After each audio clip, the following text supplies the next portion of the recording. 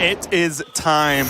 I am Raven, and joined by Sottle, it is our honor to bring you the finals of the Hearthstone World Championship. 2 players are left.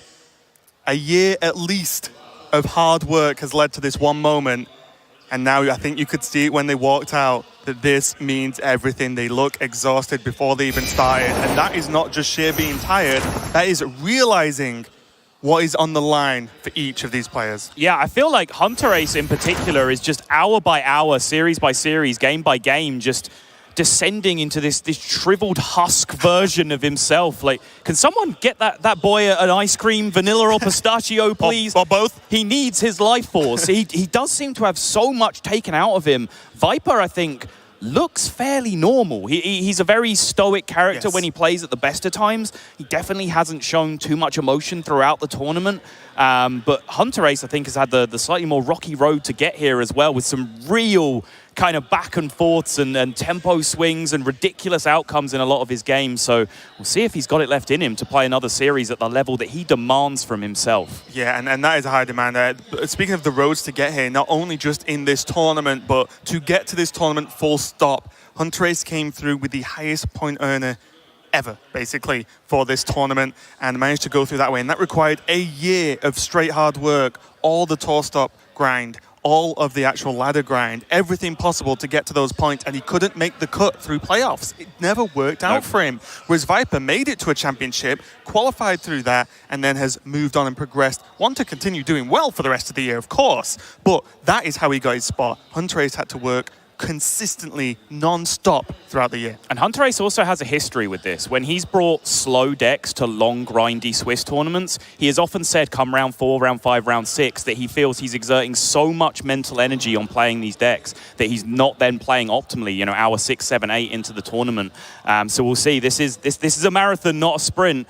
And there is a lot on the line, so Hunterace needs to play his very best. Yeah, let's check out, for the final time, for this season, and for HCT as a whole, what the deck list is going to be. Miracle Rogue is going to be banned out from Viper, probably a signature deck from him and archetype overall. So he will not be allowed to play his favored class and archetype, and Hunterace banned the Control Warrior. So we see on both sides now, you know, what a funny moment where Rogue only has a 1 of in this whole lineup. That's the only class out of the top 2 that's going to be played here. 1 out of a possible 4, potentially, is only going to be there, and Hunterace does have the Rogue, the Summoner Mage, and the Control Shaman versus the Zoo, the mid-range Hunter, and the Mage. So I think Mage now cementing itself as at least top 3. Yeah, there's going to be a lot of that deck on ladder after this tournament, I would suspect. Like, get your Betrayals and your big game Hunters and everything else at the ready to go, because you're going to have to be killing some mountain giants if you want to be successful on ladder over the coming weeks. But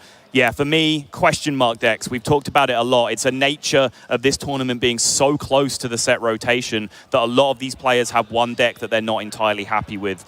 For me, in these 2 lineups, it's the Zoo Warlock on Viper's side. It's the Shaman on Hunterace's side. If those 2 decks run into each other, that can be a huge swing in terms of who is going to be taking home that trophy. Yeah, it really is. It's less about the matchup specifically and more about just getting a win and removing the deck from the lineup and having to play them out. I am pumped for this one, and that fancy stage right there, making those visuals happen, often mean you're ready to get in the game. The players are good to go. Game number 1 of the finals of the HCT World Championship. Here we go. Hunterace on the Rogue and Viper on the Zoo Warlock. Well, Hunterace already, deep breaths, sucking air, huge inhales. He's got a long way to go. This series hasn't even started yet. Yeah, I must admit, though, I honestly can't even imagine what it means and how it feels right now to be one of those 2 gentlemen on the seats in the center stage in this arena, packed out, all the pressure in the world on them, and they cannot afford to misstep, because each player is good enough that they will punish their opponent if they misplay. But if Hunterace was nervous about getting off to a strong start, the Rogue gods have smiled upon him, because when you are facing down Zoo, Coin, Evil Miscreant, SI7 Agent, and a Shadow Step is about all that you can ask for sans a backstab. Completely true, couldn't agree more, and I don't want to go there again this Not touching that one with a 10-foot pole, Raven. You've done enough, but I will say, before that draw, Viper's opening is not too shabby either, just as much as the Evil Miscreant is a key card in Rogue because of the power level of lackeys. I see an Evil Genius with a one-drop Death Rattle, which is perfect outside of maybe an Egg to have procced. But there is the question mark, the Refarm, a 7-drop. Never mind about Refarm, never mind about what it does. It's a 7-drop that cannot be reduced in mana cost that is in your hand from turn 2. That just, well, from turn 1, sorry, that just isn't good. Doesn't matter what the card does, that's just unplayable for 6 more turns after that. So that's just a fact of the matter. People argue it with me if you want, I'm used to it. But the 1-1's being played here is gonna... He's gonna get arguments now. Reform doesn't cost 7, you idiot. I'll be like, okay, I don't know. We see the 1-1s now just being able to fill out this curve. If Viper chooses, do you think, I don't know if he really needs to rush this Evil Genius. He can't really play the lackeys anyway this turn, so there's no inherent instant gain. I do like going wide and saying, yeah, Hunterace, I've got 3 sticky minions. You're already in trouble, friend. You want to put the pressure on. You know what deals pretty well with 3 1-1s? A 1 million. Yes. With quad Wind Fury. Ooh, double rush.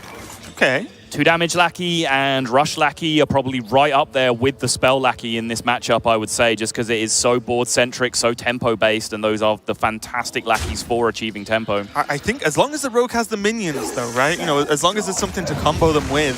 There's a 1-5. Just chilling. Yep. And I think also importantly, there is the fence that can combo with it. It kind of... I guess, You've got a card that you didn't start with in your hand, so the fence gets buffed. I don't know. But Hunterace has important decisions to make starting next turn. His hand has played itself up until this point. Coin the lackey, see what happens.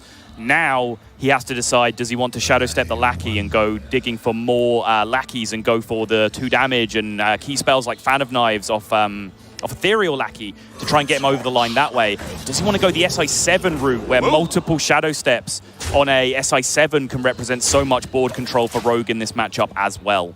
Yeah, side note as well, the mana fountain there just not... Mana Reservoir? Nah, tomorrow. You might be right, actually. I'm not entirely sure. I might well be wrong. But most importantly, there are Soulfires in this list. So, and potential spells from the lackeys, right? So, you know, although it's a bit of a... What is happening? Wow, we are rushing through this game. Why are there 4 of them, Raven? Because Miscreant got played twice and it can happen? I don't really know what you want from me here. Of course. Sorry, how foolish of me. Yeah, I'm like, eh?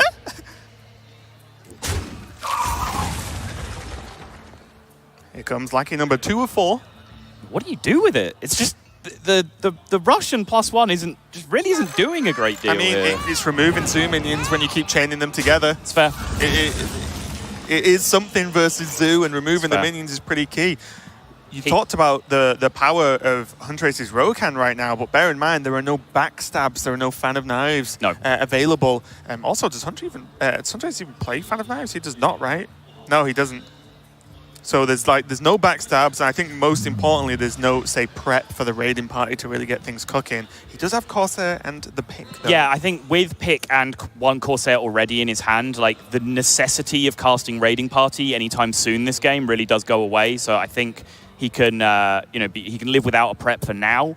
I think one of the big problems he's walking into right now is that because all of these lackeys are the rush version, he doesn't really have like a good combo activator for his SI7 this turn. Because the only minion he's going to want to rush next turn is the SI7 agent itself, which means he would have to play it after the SI7, and that just doesn't work that way around, doesn't activate the combo. Funnily enough, he could actually just go fence, rush the 1-1, rush the fence, and get some work done, depending on the board. Yep. But that is a pretty beefy minion in itself, a 4/4 now, but not technically because the Direwolf, but you get the gist. That is a bit of a sticky minion that Hunterace is going to have to consider now. Backstab might help out a little bit. Yeah, like I said, he could play fence and just rush it with the goblin.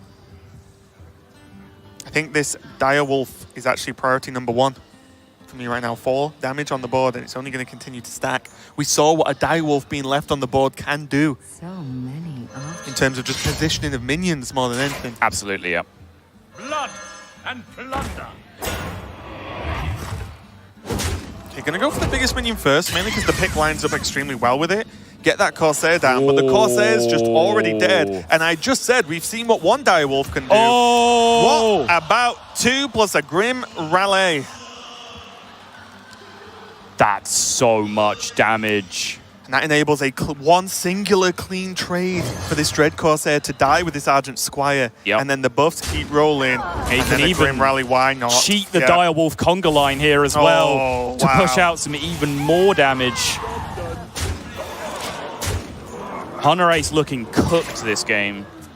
Yeah, I mean, look at his face. He's kind of just like, welp, I guess that's just going to be it for now because he just doesn't really have much he can do. The prep is a card that can be used to combo SI to start off with, and then maybe you do something else. Means he can double Goblin Prank, so he can get 2 trades if he wants. Prep Raiding Party finds him his second Dread Corsair sometimes. Yeah, there's 2 burglars though. That's not it. So now with no defensive options. Just SI rush. SI rush, Shadow Step the SI? Is that a better way of doing it?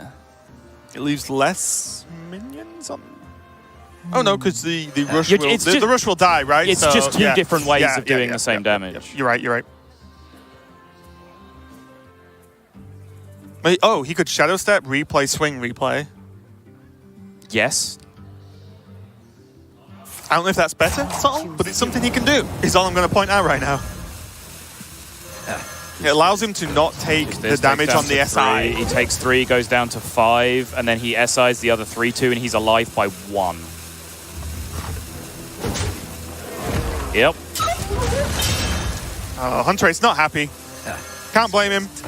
He is under a lot of pressure. Head in hands now. He's just going to hope. Is there 1 damage? There is not, but there is a life tap. Which with him, still not. But what's the next turn look like, even if Viper didn't get lethal? Like, he's at 1. He can't take a single damage, and Viper runs 2 Soulfires in the list, and a Solarium, and a Knife Juggler. And 2 Knife Jugglers, and another Evil Genius. There's so much damage from hand, potentially. Amazingly, the Witchwood Imp, the 1/1 stealth, has just turned out to be the lethal draw here, because that's the card that Hunterace cannot beat right now. Liar! Technically, liar!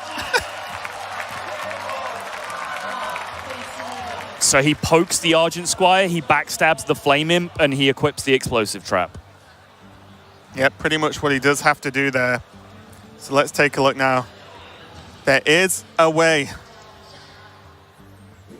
But this Explosive Trap has to be played. It's the only way this Imp dies. You look at, oh, the fence, great minion, because it can go now.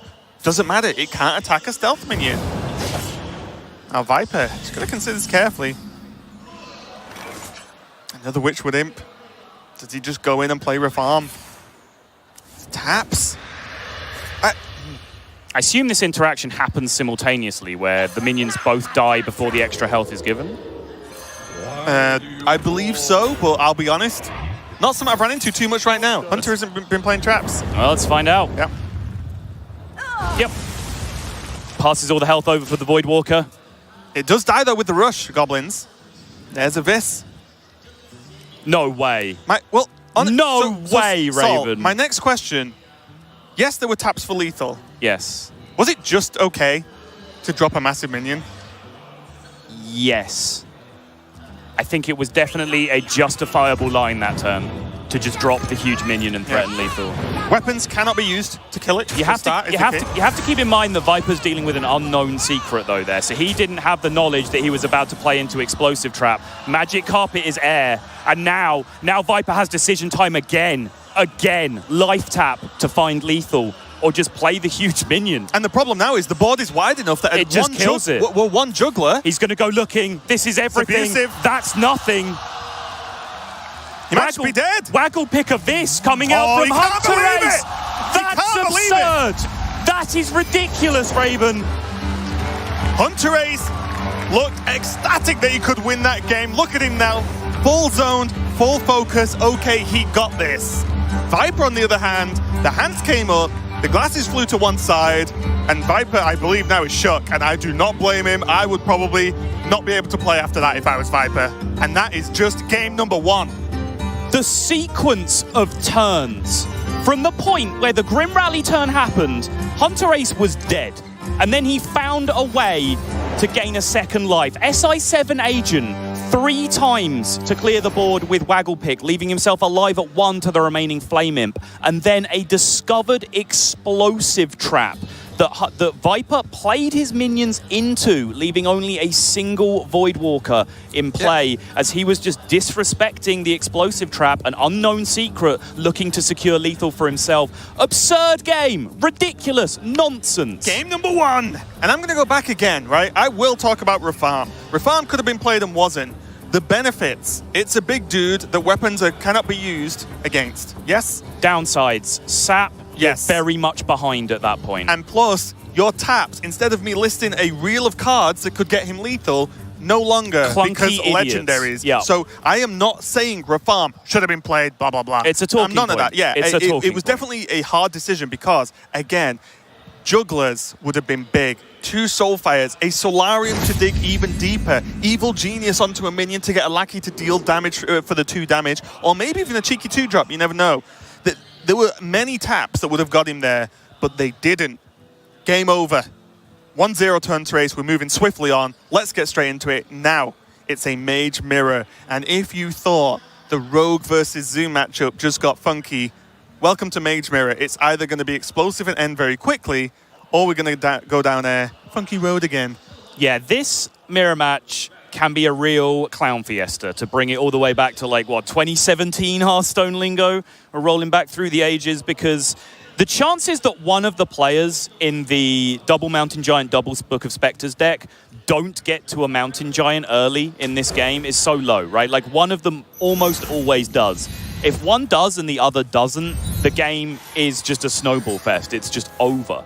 The interesting games, the one where absolute chaos happens, are where both players get access to the Mountain Giants and the Conjurer's Calling. Yeah, big talking point as well. We did mention it earlier today, but let's be honest, let's just mention it one more time. Secrets, and I don't just mean because one was discovered there, but I mean Viper is playing Arcane Keysmiths, which have key cards against a deck that doesn't run many spells, and the ones that it does run, half of them are targeted, which means they can completely mess up Conjurer's Calling. Hunterace does not run Arcane Keysmiths, which means he has a slight disadvantage on that end of town. No Giant. 3 minions, but no Giant. He has one more draw for it. If he picks it up next turn, Viper can play it on turn 3. Already, though, the mind games, it's splitting image. It isn't good right now. But then can Viper play a Giant into a mirror entity? Can he set up a Conjurer's Call? He plays a Giant, for example. If he drew it, which he hasn't, it's safe, not mirror entity. Is it Spellbender? Just this secret already from Hunterace is doing the opposite to what I said he could do. It wasn't from a Keysmith, but it was discovered. Yep. Great pickup. Mind games. Not the first time we've seen it as well. I mean, the very last game we saw it. Yeah. The value of all the secrets that the one you put in play isn't, as well as the one that it is. And now nods to, guess what, if my opponent goes wide. Oh, Hunterace is back in it. Hunterace is very much back in it. Twilight Drake pickup. Okay, not bad. And not in the bad. absence of a Giant, that minion is king right now. And again, you saw Viper there just play the mind control tech. It's something to play. And also, if your opponent in this mirror goes so wide, you can mind control tech. You're normally dead the next turn anyway, so it doesn't matter.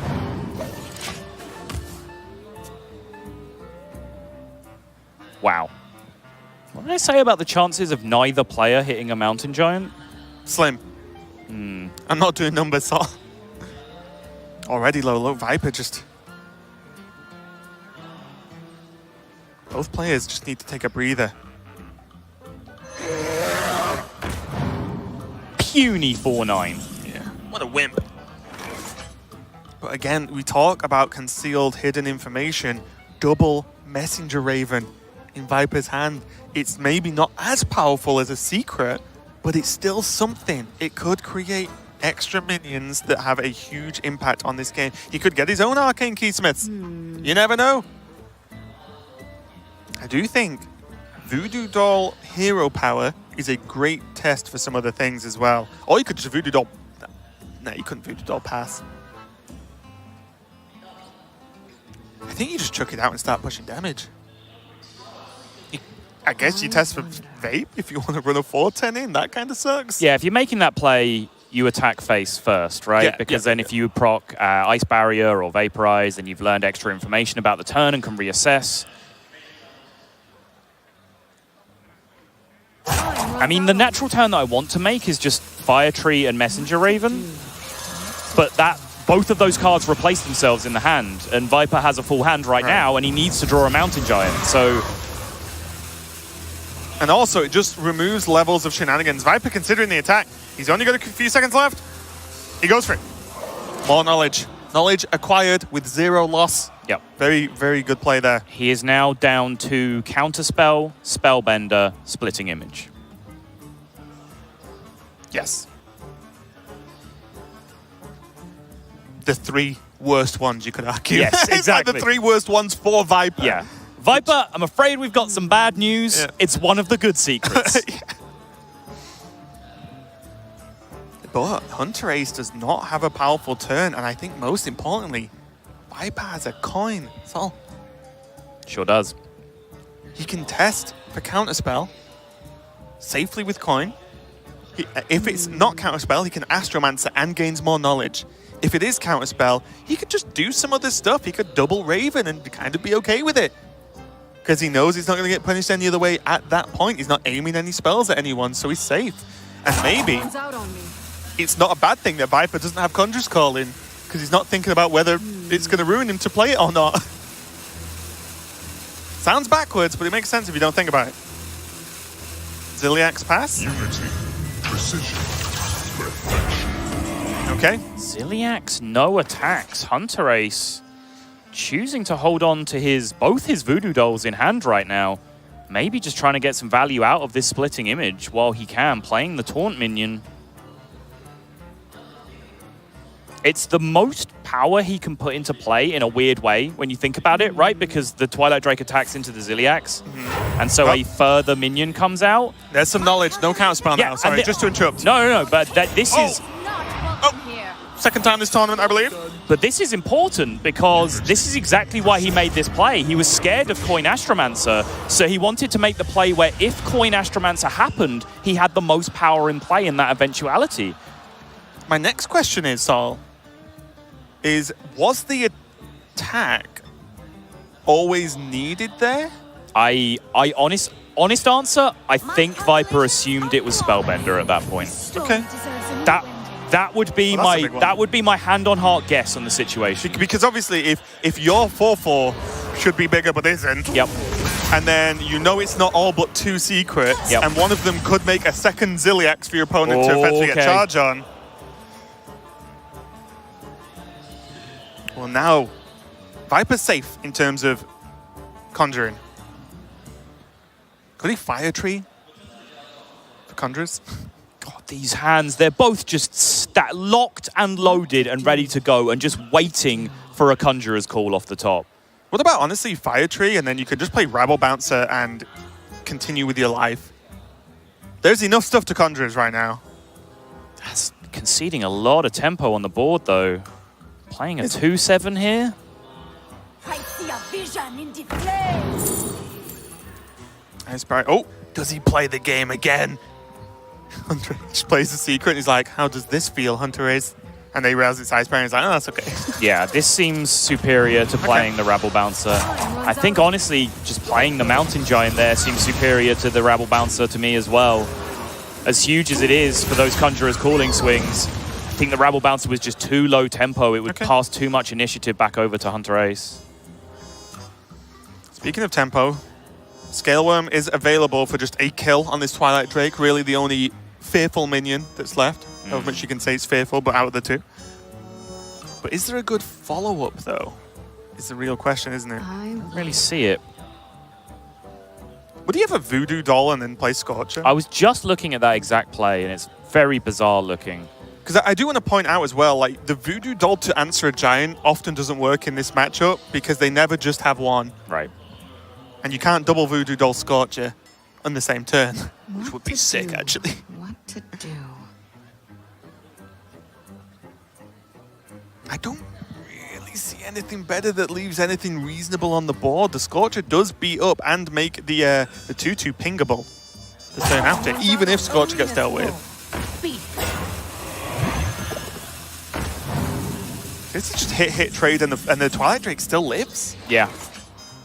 It's kind of the turn we just said, but on the other player. And that's why I wanted the Scorcher down. There is less power in play for Viper than there was on the previous turn. But yeah, it does at least require a ping, which is something I've noticed Hunterace has been doing a lot this game in this mirror match. Is he's been setting up situations where Viper is kind of obligated to ping. You know, you think about the Ziliax no attacks. That's kind of a force a ping turn as well, right? It does have some value in the matchup because you are severely mana choked playing this deck.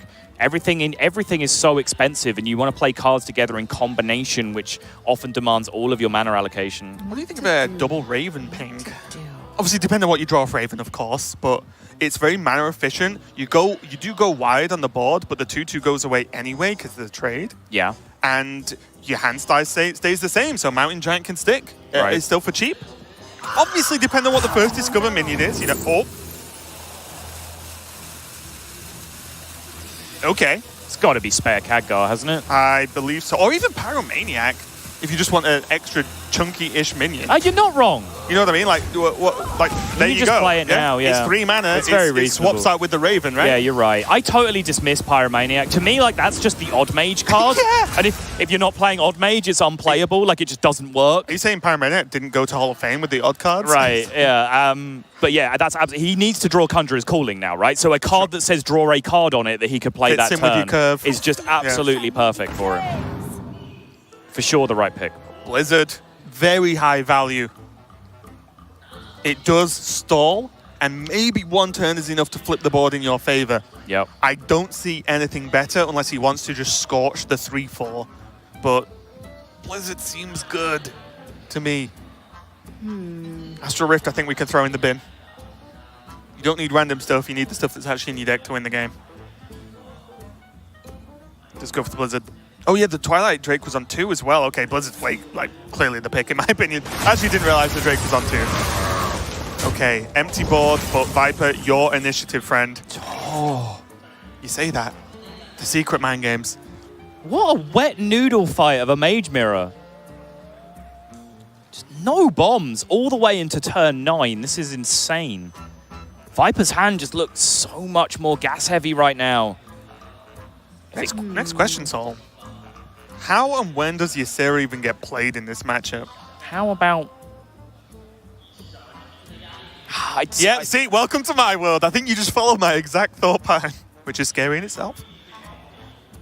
If he plays it now, which seems fine, he generates the card, stays on the high hand total, but the vicious tempo swing potentially of just a Voodoo Doll, get wrecked, massive Ysera.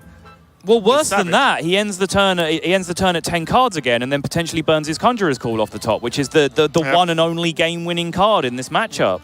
So instead, he's saying play some more wet noodles. Well, Viper's not. He's going. Mainly because of this Arcane Keysmith, I think. This is a certain level of protection, and there's a Spellbender, and I like it. This causes havoc.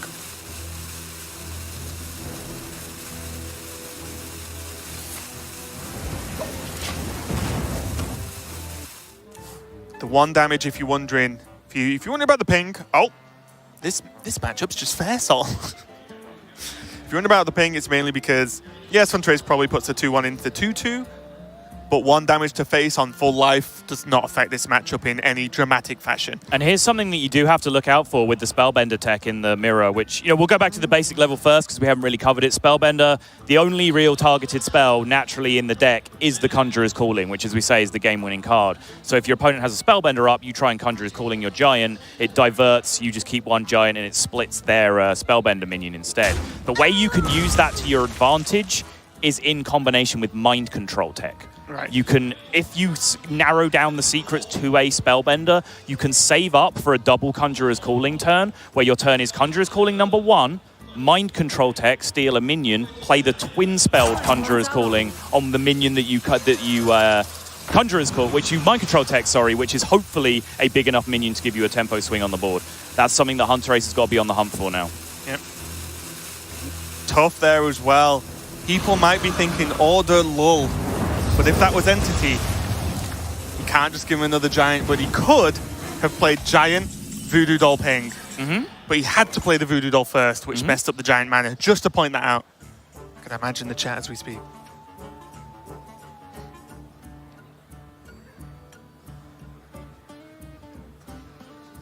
I pointed out at the start that the most interesting games are the ones where both players hit the Conjurer's Call.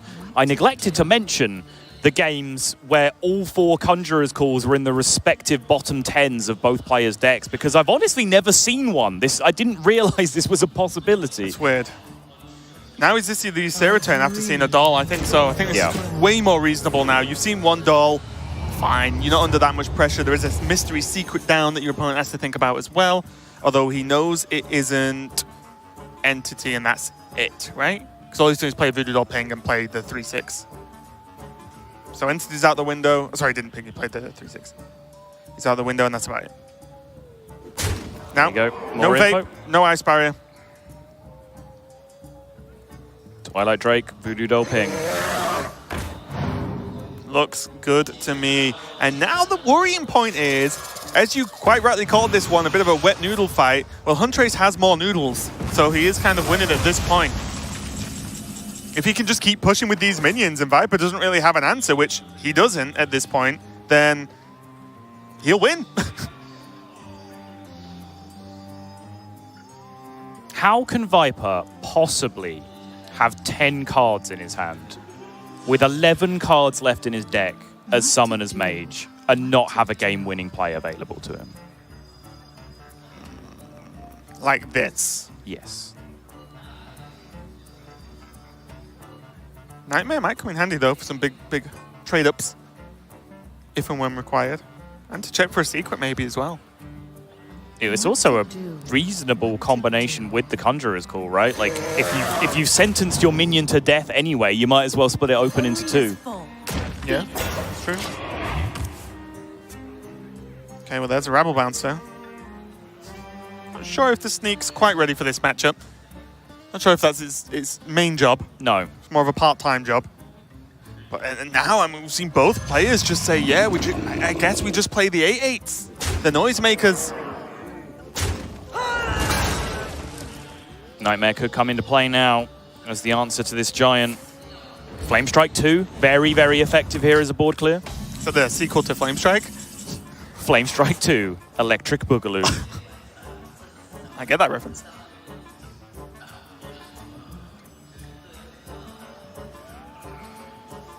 I think you just Flame Strike Ping.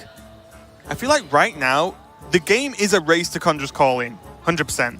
But if you kill this giant, Flame Strike Ping, then, well, Hunterace just has less stuff in hand. So surely you believe as Viper, you're ahead because you have your secret that Hunterace has to keep thinking about. Yep. Yes, you don't have a board. Oh, well, you have a 4-1. Yep. Seems like a good position for me, to be completely honest.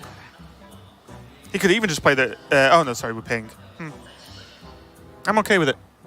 Bit slow, but I think he can afford to be. It is a little bit slow. Nightmare. It's my only concern. It's a little bit slow. But I'm not seeing anything that really seizes initiative much faster. You've got to get rid of the giant. Yeah. And your options to do that are really just kind of Flame Strike and Nightmare. That's about all you got. As we dig down to the 10 and less card count, someone's drawing the Conjurers. They are in the decks, guys, we promise. So you don't want to get conjured onto a giant because you just chose to leave it up when you could have cleared it and still been in a reasonable spot. One more draw for Hunterace and both players top 10. Hunterace does have to be a little bit careful here because he does still have Astromancer remaining in his deck, and he's dramatically reducing his hand size to the point where that is not a very powerful draw for him. Is he just trying to kill him, though? He's at 24. Well, you know, the Henchman Sneak might hit. Uh-huh. He's at 21. Ping. 20. Scareward might hit.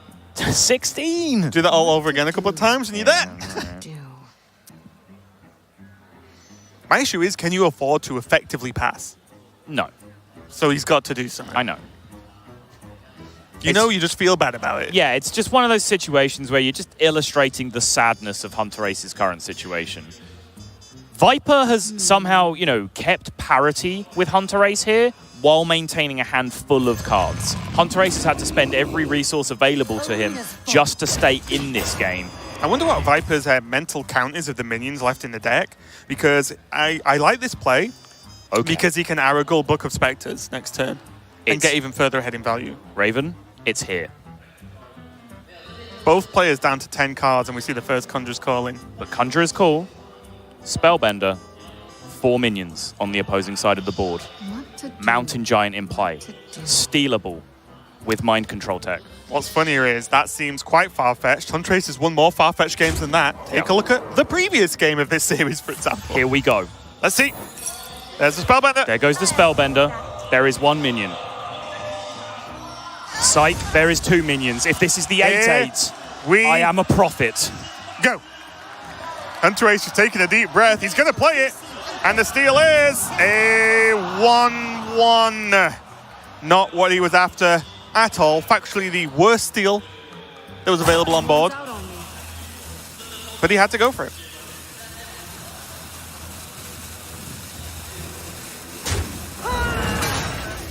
Now,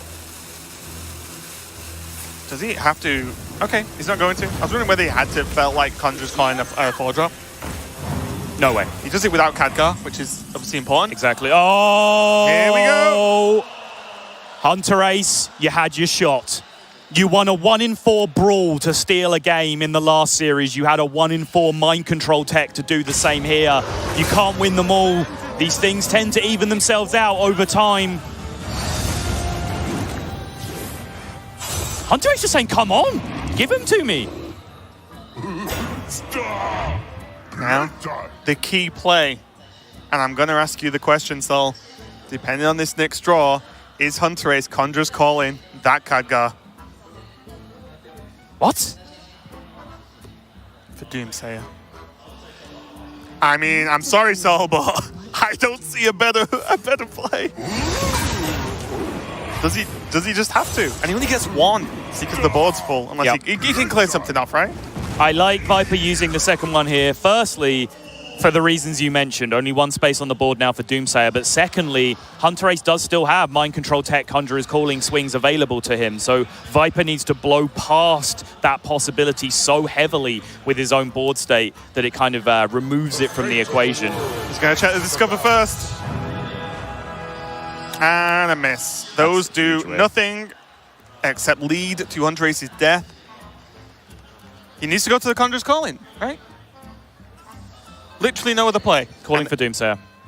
Yep. And it's only a 1 chance as well. Yep. Because the board's full. And he can't get rid of it.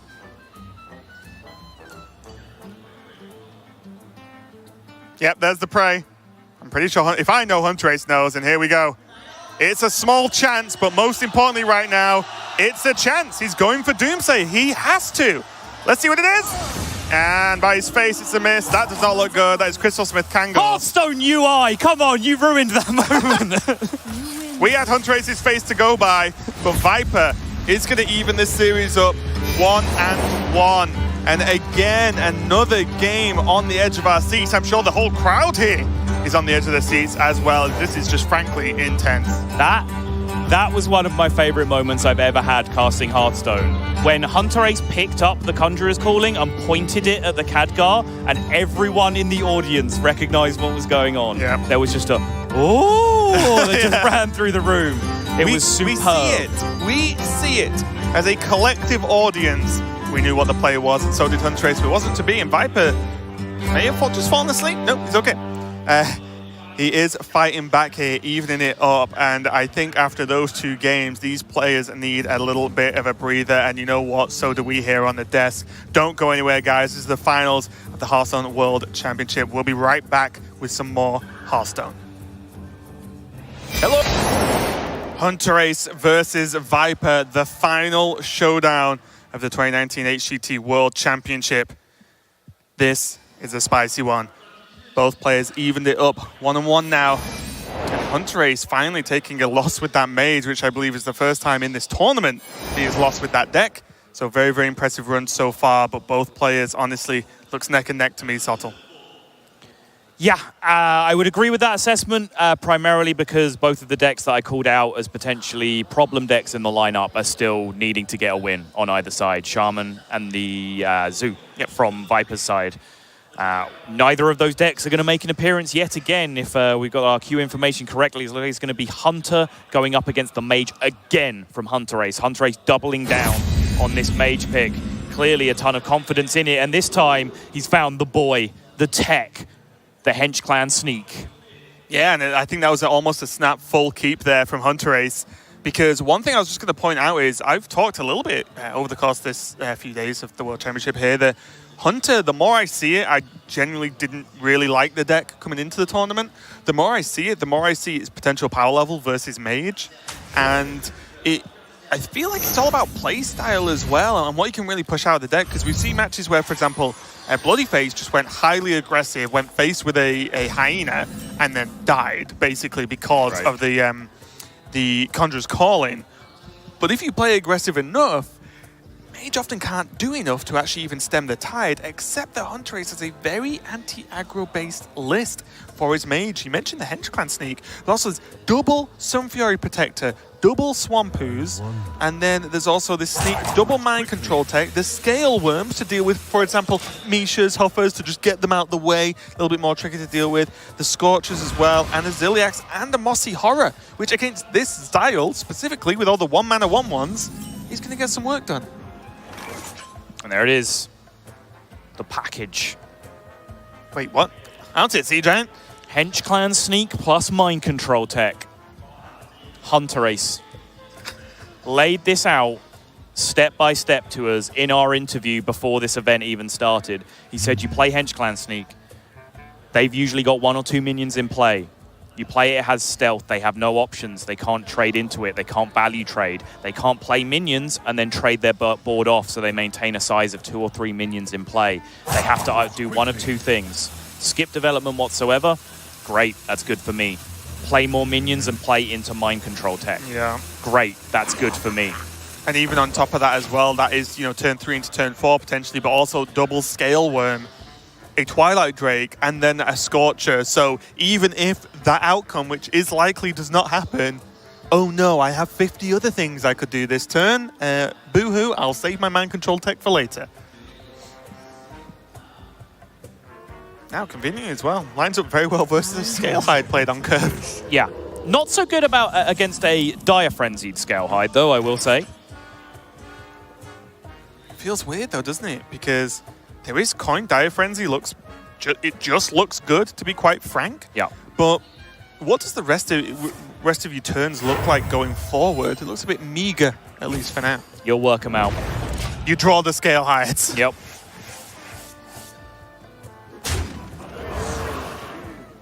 Still no, now suddenly this Scale Worm can trade, but then that Scalehide, it's kind of 2 for 2 to a certain extent because of the Dire Frenzy and the coin. So I suppose you'd be okay with that. But maybe a Twilight Drake's just a little bit better. Agreed. And then the next question is, does Hunterace just leave the sneak in sneak mode and leave it stealth because he is aware that Viper runs a deadly shot? Does he want to just step into it? What to do? Is there a big punish for just not going face randomly for 3 damage? I don't think so. Big fan of leaving this in stealth. Big fan of everything Hunterace did this turn.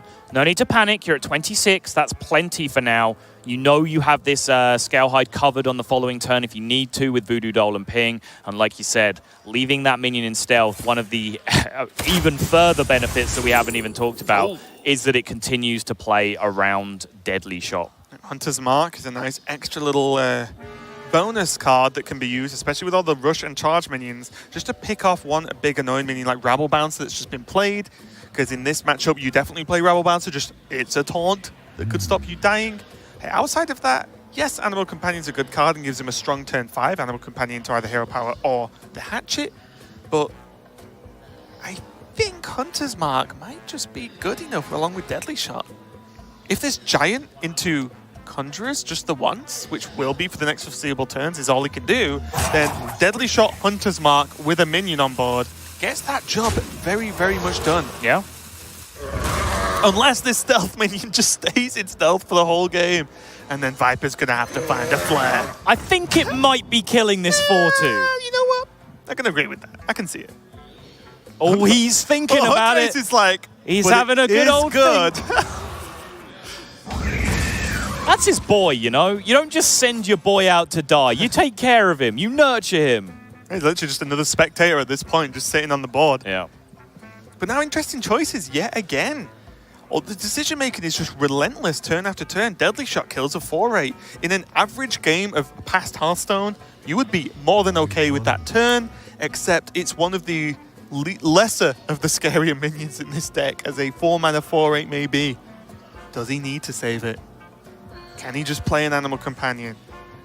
Can he do something else? Can he just headhunt his axe, go face? I don't know. Instead, out of the many choices, it's going to be the Hyena and the Deadly Shot. Scale Worm turn looking very good now, though. Oh, yeah. Geez, 2 mana for Hunter's Mark is a lot of mana to pay for a Hunter's Mark. I was just looking at it there, trying to find some turn that allowed you to push tempo with it, and it's just so restrictive now. It is, but I do feel this deck can go late game. And I think late game it feels better because so many of you... You think any deck can go late game against Okay, by Summoner's late game, Mage? I mean like 7 or 8 mana. Against Sark. Because so much of the curve is so low, you can use 2 mana for the Hunter's Mark.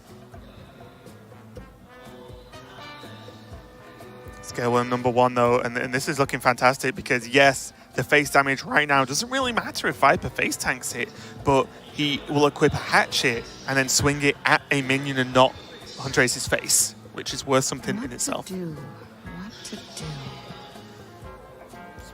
Thinking about playing this Taunt. I think he's thinking about playing either of these 2 minions. I think with double Hatchet, I don't think you skip. I don't think you can play the use. I think with you having a face that Hunters are really, really keen on, Sun Fury's really good too. I do agree that a minion needs to be played there, and all I'm arguing is that both of them had their merits, because what Hunterace wants to do next turn is just drop an Astromancer. In order to do that, he needs to fight aggressively for tempo this turn so that he can just play his slightly slower 7-mana guy on turn 7.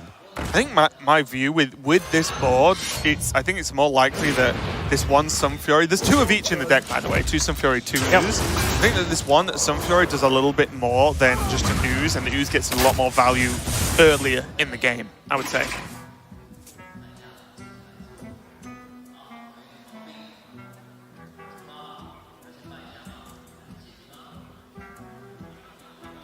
This might look like an Astromancer Slam, but there is mind control tech along with a Scale Worm. And yes, Hunter goes wide, but it often reduces its own board side very quickly as soon as it does go wide. The only reason you wouldn't play the Astromancer here is to ooze the weapon, right? So your turn would be like Scale ooze. Worm Yeah, ooze. sorry, yeah. I was just looking for the mana efficiency, so. You're not wrong. It does make you feel warm inside when you spend all your mana. Because my worry is, like, 1, minimum the Astromancer's dead if Viper wants it to be. Unless there's a taunt summoned, right? If so, then Runs out on me. then 6 health plus Viper has, you got to imagine, some level of damage in hand. That whatever he summons is going to die, is my point. I mean, we appear to have switched roles here because that's a very pessimistic stance to take. So, I mean, the average 5-drop is going to die. 6-drop. Oh, sorry, 6-drop, yeah. I mean, same. Apart from Cairn, do you think? There's minions with Divine Shield, there's minions with Stegatron, and if like you get a 5 health minion, they still have to have kill command and kill command your minion. Like, you're acting like it just commits suicide when it lands on the board. No, I just mean that with the 4 power plus the 2 from the weapon, and then plus, 5 Hunter cards, and how this deck is built, I feel like there's always chip for a Divine Shield, and there's always enough power. Make them spend their mana killing your stuff. Okay. That's how it works out.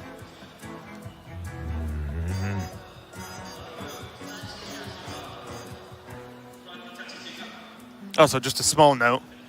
Let's discuss Conjur's Calling and that legendary minion.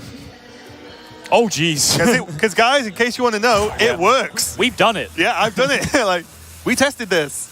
It does resummon itself as well as the Conjur's Call. Job done. Here we go, kill command in the weapon swing along with that Hunter's Mark pick. Viper could have picked an Animal Companion, but did not and chose to go for Hunter's Mark, and that is cashing it in right now. Yep. Has Animal Companion and some Spring Paws in hand along with that Unleash. But most importantly, this Scale Hide is just doing the work, and it's... I feel like all we've seen with Hunter is Dire Frenzy into draw a Dire Frenzied minion the next turn. Because the first Scale Hide was killed by the Hench Clan, remember? Interesting. He's going Scale Worm, what, double ooze here, maybe? Okay. I like it. I preferred the Voodoo Doll Scorcher myself. What did I say? These diaphragms just shuffle to the top of the deck. They do. To my side. No Piggy. Not even a little teddy bear. Unleash, though. Line up pretty nicely. One hyena away from a good time. Is he going to generate? I can't imagine he's going to use these unleashes to trade, right? If he's unleashing, he's then also going to play the Spring Paws alongside that to trade with the 3/2s. But then you're not playing the Scale. I don't understand why this unleash would get cast this turn. Well, unless he's playing unleash and hitting face and then playing the Scale Hide to trade with one of the 3/2s. oh, unless he's unleash, hitting face, hero power in and say, let's go. All right, now that's a little bit too far, I think. You need to channel your inner hunter. But there aren't many sources of charge left in the game. They're very precious. And there aren't many... Those dogs do, and they would consider it an insult if they are used as rush minions. Most importantly, there isn't much stuff in Viper's hand, which is why I'm thinking, does he just hero power him to death? Okay. Aborted. All right, we're okay, Raven. We're good. He did hero power, though, I'm just saying. Yeah, sure did. I was half right, as always. Never more, never less.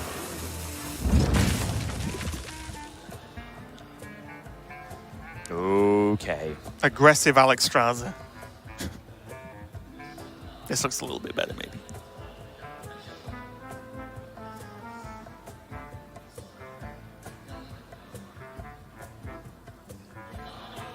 Voodoo Doll Conjure is calling, or Voodoo Doll Scorcher. Yeah, I wonder whether they did Voodoo Doll on the Scale Hide and then Scorcher. You have one minion, so this Leok isn't going to get masses of value from, say, an Unleash. And it also sets up the Scorcher to clean trade into the Leok.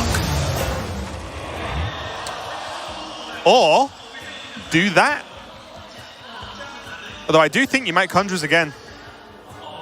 You don't need the Flame Tongue. It's on the Flame Tongue, though, surely. Yep, you don't need it. The 3 damage is enough onto the Scale Hide. Okay! Oh! That is one large gentleman to the left. The smallest of eyebrow raises from Hunterace there is like, oh, okay. A 4/7 for 3 mana. Seems good.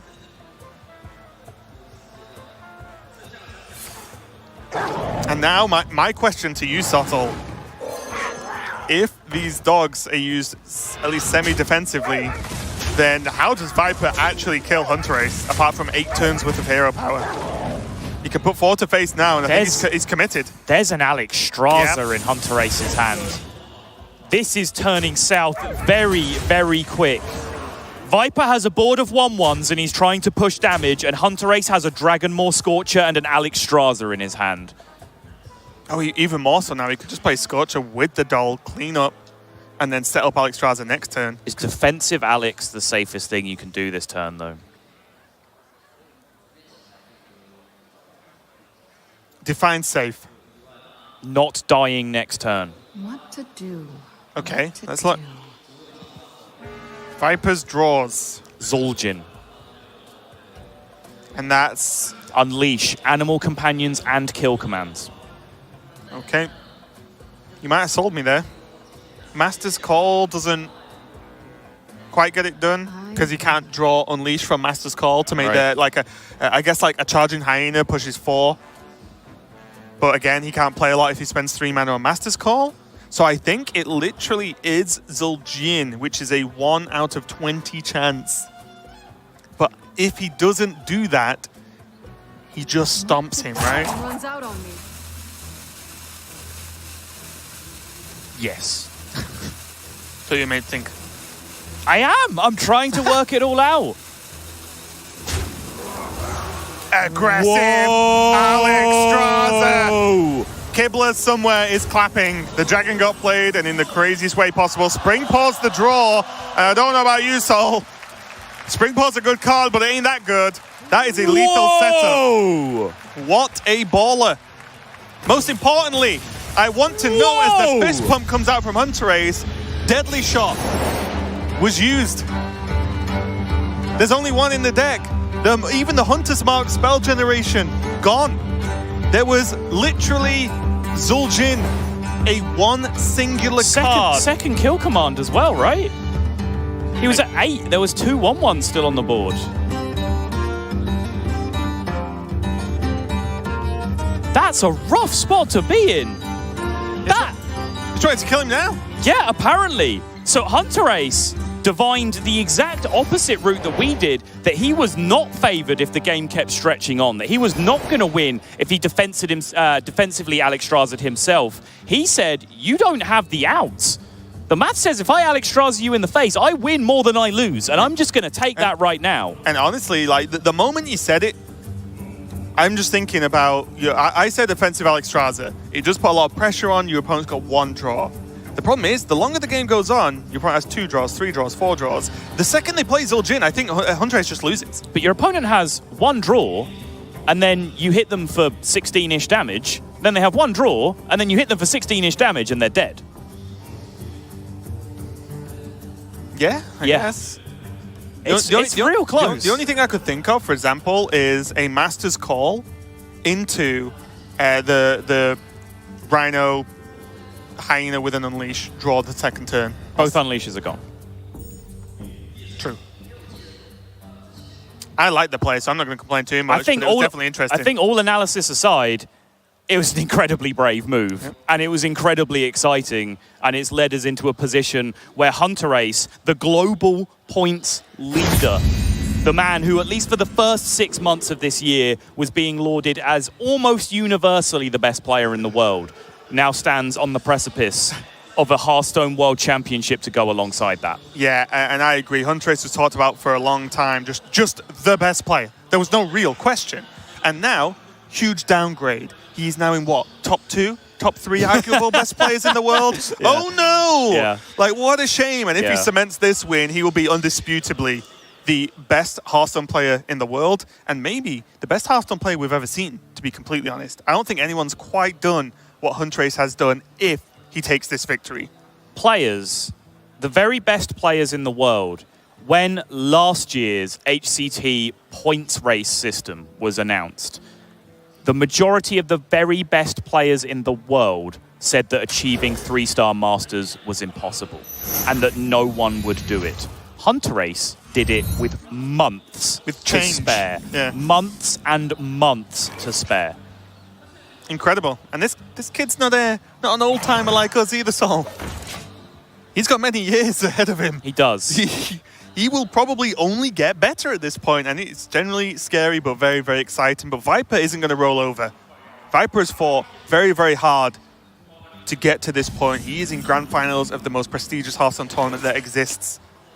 And perhaps most importantly, it's Shaman time. And this is kind of where I focused in with at least my concerns for Hunterace's chances of winning this World Championship, because I have some issues with the way the deck is built together. I think the Pyro Should ask package... Hunterace about it. I think the Pyro package feels a little bit tacked on with not quite enough spells to really support it, which can lead to a very clashy draw sometimes, where you just have anti-synergistic cards sitting alongside each other. But Hunterace has, with a little bit of fortune on his side, it's worth saying, such as 5-mana Hagathas, really scraped his way through a lot of really tough spots with some incredibly intelligent play with this deck. Yeah, and I think it's a huge story of, I truly believe every single player of this tournament is they had the one deck that was, well, you really need a win with this one, because it's going to make the series ropey if not. And again, it's the nature of just, hey, you have 8 days to submit a lineup after a rotation comes out. No one, it doesn't matter how good you are, it doesn't matter how many people you rope in, how good your practice group is, how many hours between you can put into playing decks, watching streams, researching what's going on everywhere else, running statistical data on stat aggregating website. It doesn't matter. There's no way you're coming up with 4 of the best, most refined decks in the game 8 days after launch. My worry here is, I say worry, I'm just happy. Whoever wins, fantastic for me, as long as the games are good. But if you are Viper, I'm staring at this list of the Shaman list for Hunterace. The double Wild Pyros you've got questions about, but a Wild Pyro going off once against this Hunter deck's pretty sweet. There's an Earth Shock for a potential Cheeky Hyena. Double Hex. There is 2 Hagathas schemes, which he can save 1 for the Zul'jin turn to just say, nope, You made your big board, and now it's gone again, as long as he doesn't die.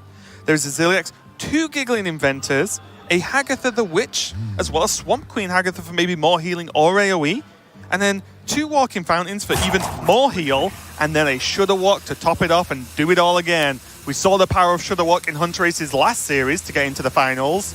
There's a lot of stuff, and I don't think Viper can play a long game. I think Viper has to kill him and cross his fingers and hope it works. Already, this Omega Defender is just a reasonable question to ask Viper. That's 6 health. Mark Shot is a fantastic card at chunking through these big taunts, but still he has to have it. Then he has to play it, and then he has to do the other 2 damage as well. That's slowing Viper down enough, and the slower the game goes, Hunterace, his only limitation really will be mana in terms of whether he's going to live. Well, I think there's an assumption you're making here, Raven, which is that Hunterace is the one who wins this game in the late game. Is that always the case?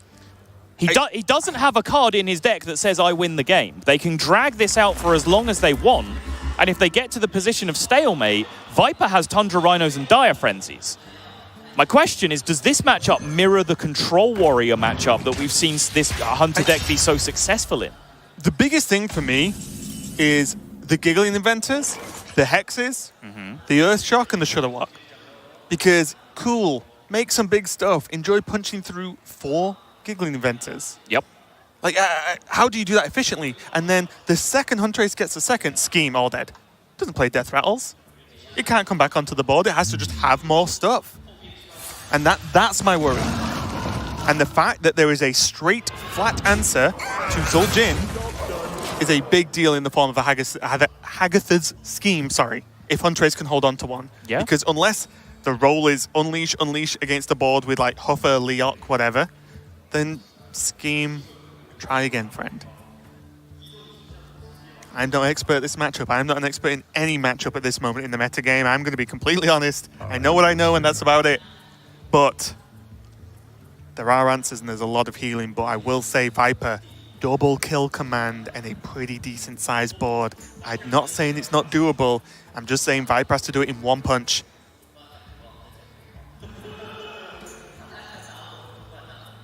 I wonder. Already 10 damage from hand as long as he sticks a beast. Hunterace only on 22.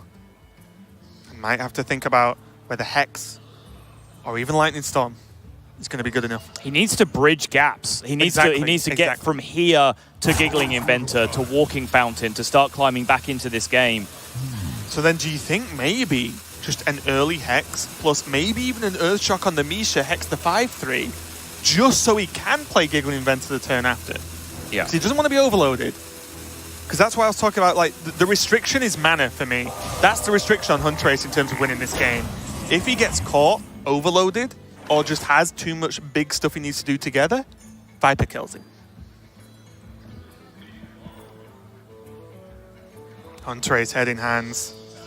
Every turn could be one turn closer to him becoming the world champion. I wonder. The pressure must be ridiculous, to be Right honest. now, it feels like it's going in the other direction, though. It feels like each passing turn is pushing him further away from being the world champion. There's a lot of damage in Viper's hand.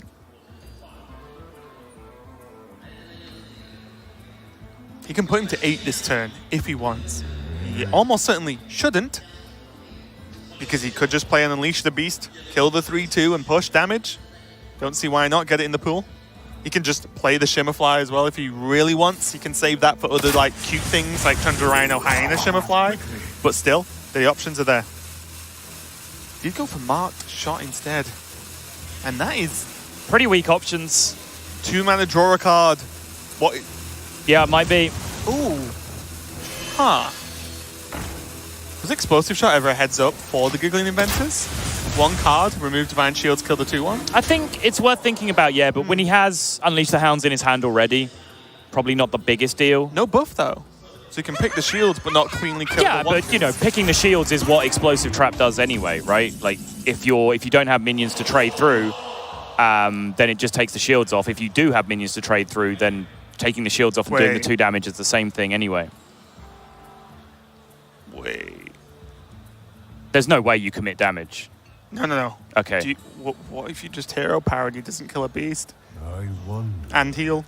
Well, that's what I'm saying. That you don't commit damage. You don't go for a damage plan because your opponent's just about to walk into their turn 8. No, that's what I mean. Like, just one hero power. No, it's exactly the same reason. They're going to heal next turn. It's their walking fountain turn. You do not push in your plan on saying he's not going to heal. But is a 2-mana commitment this turn with his hand that big of a deal? It's passing the board and your opponent plays a walking fountain, kills all of your stuff, and you don't have a board or lethal anymore. We'll see. I move quickly.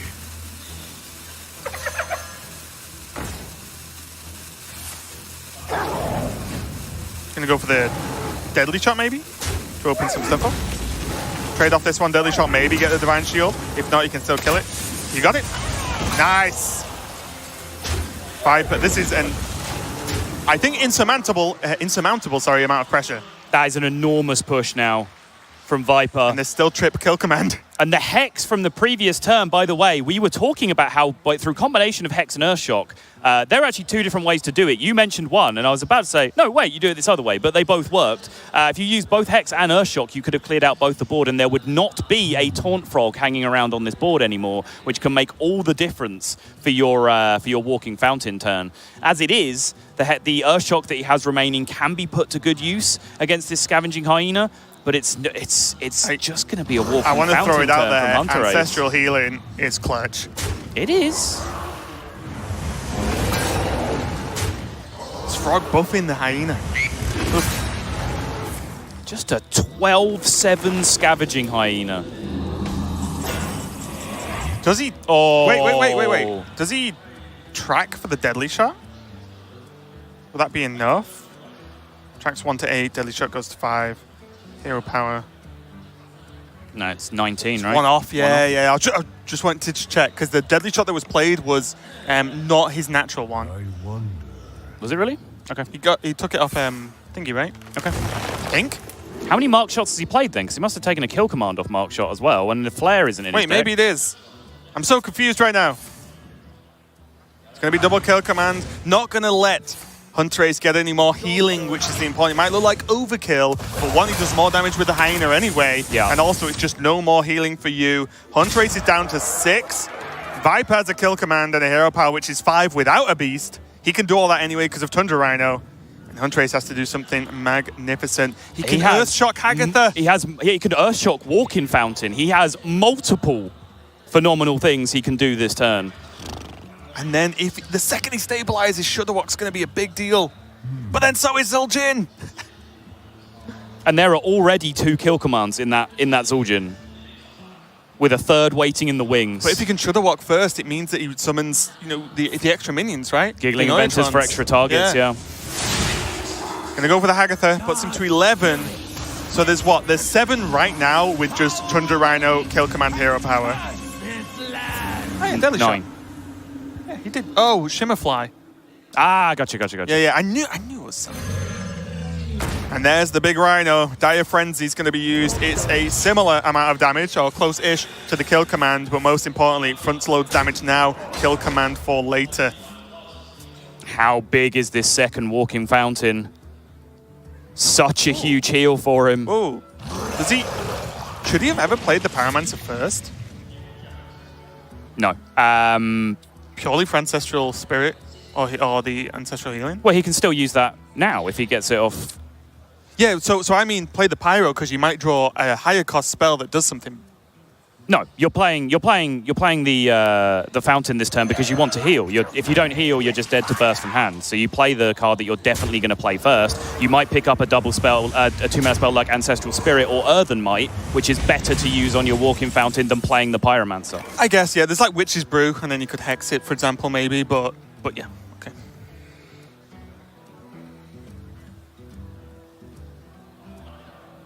Viper now. Is Viper just staring at Hunterace? Yeah, he is. He's literally just staring at Hunterace. Hunterace is glancing back at him sideways, but he's definitely not meeting the eyes. I think Viper's just thinking, wait, what does he have here? What's worst case scenario? Are you giving any tells to think you ready for this? Yep. Not going with Zul'jin yet. locking in and Unleash the Beast and Animal Companion. It does clear off the Pyromancer, but most importantly, puts those 2 spells in the tank.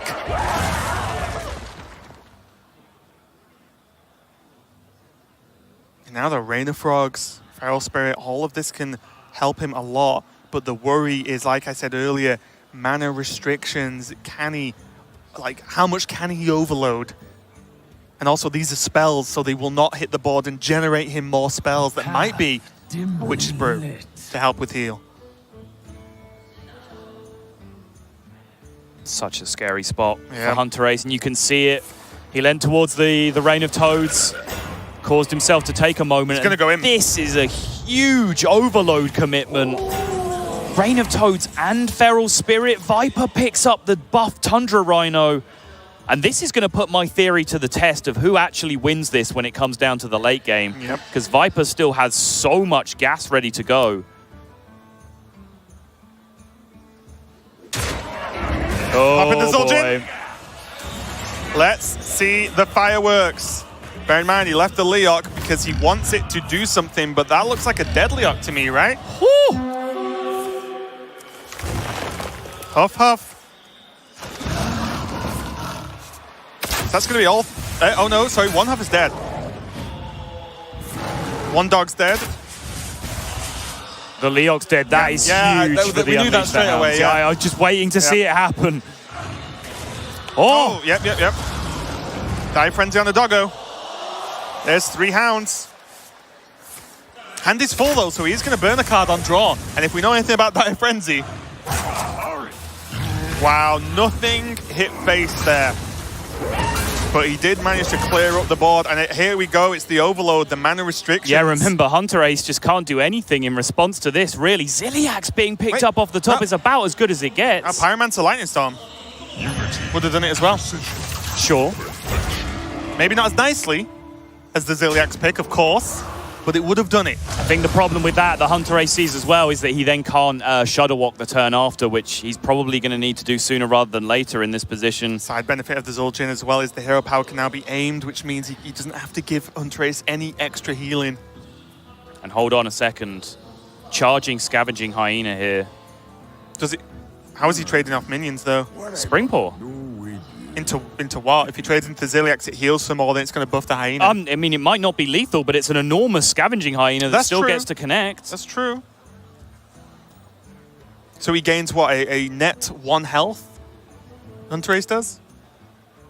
So trade gains him 3, and the Hyena gets buffed if you lose 1 minion plus 2. I don't know though. I wonder if you can just do something else. Can you just play a 5/5, hero power the 3/2, push for 5, and then do that next turn? He can. It's definitely an I'll option. play a 5/8 that can charge. That's actually way better. Right. It's putting him to 1, right? It's putting him to 1. And now, yet again, I don't think Hunterace can do the amount of things he needs to do with 10 mana, even if he had the best draws in the game. Yeah, and it's a very smart play from Viper because the one thing it does do is shut down the Shadow Walk. Shadow Walk was not going to find Hunterace healing there, so that was the big counterpunch that he had available to him. And now Hunterace just has to go digging into the Witch's Brew, trying to find some miracle answers to this board state, and I'm afraid they don't exist. Yeah. Healing Rain is not a card anymore, guys. And that is it. Viper is going to even this series up. And Sol, I wouldn't have it any other way. We're going to be going to a Game 5 for the Grand Finals here at the Hearthstone World Championship. Viper fights back. And look at the Game 5 that it's coming down to. There's 2 decks remaining. It's the 2 decks that I pointed out right at the start could be the problematic ones to win with for respective players. And it also opens up the possibility, after us talking about it so much this week, 1 game for Rafarm to redeem itself in this tournament. Yeah, if there's ever a time, doesn't get any better or more intense than this. Guys, we're going to give you a minute. Go and grab a drink. Do anything you need to do because you are not allowed to blink in this next game. We're going to be right back with the final game of the Hearthstone World Championship. The long and winding road of the HCT circuit ends here at the World Championship. We are game number 5 between Hunterace and Viper, our finalists.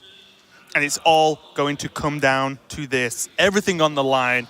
The World Champion title is going to be given to one of these players, and it's down to Hunterace's Shaman and Viper's Zoo Warlock. And before we get into it, I do want to give one final shout out to our crowd. They can't hear me right now. We're not being piped to the house because primarily they wouldn't understand a word we're saying.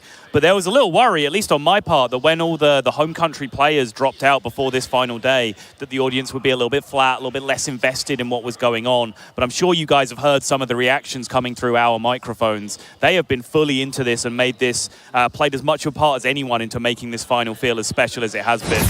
With the Hearthstone we've seen, 1 for the last 4 days and 2 especially in this match, you would have to have a heart of stone to not be, involved and invested in this. And here we go. It's in the opening hand. And this matchup on this stage, Control Shaman, Rafarm opening hand, this might be best case scenario for this build of the deck. Because Rafarm, if you look at it statistically, has an immensely high win rate when it's kept in the mulligan or when it's drawn in the mulligan.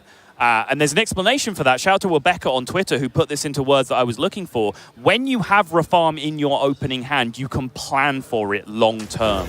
You can keep resources in hand and you can make that Rafarm as powerful as possible when you play it on turn 7 by making sure you then immediately have access to a bunch of powerful legendaries.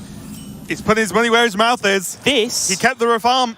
This matchup as well, this is a very slow control deck that relies on exhausting all your resources, and it does not have infinite value, not in the sense that Dr. Boom has. Hagatha is a value engine, but it is not as oppressive as Dr. Boom is. So this is an infinite value engine that can be beat by a stream of endless legendaries.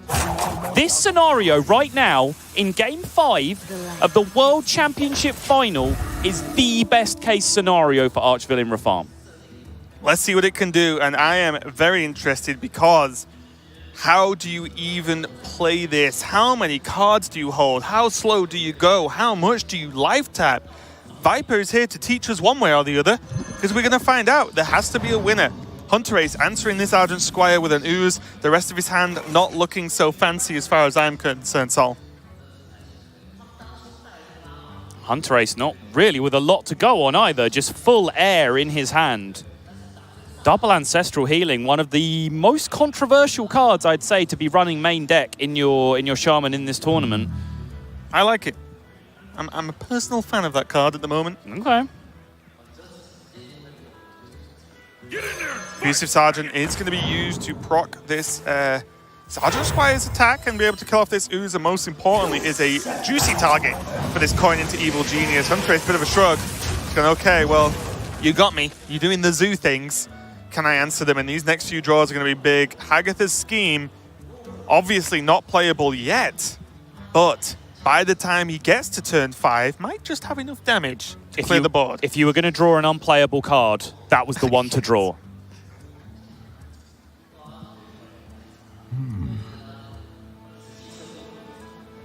Hunterace just A, planning his future turns, B, representing to Viper that he might have something to do in his hand.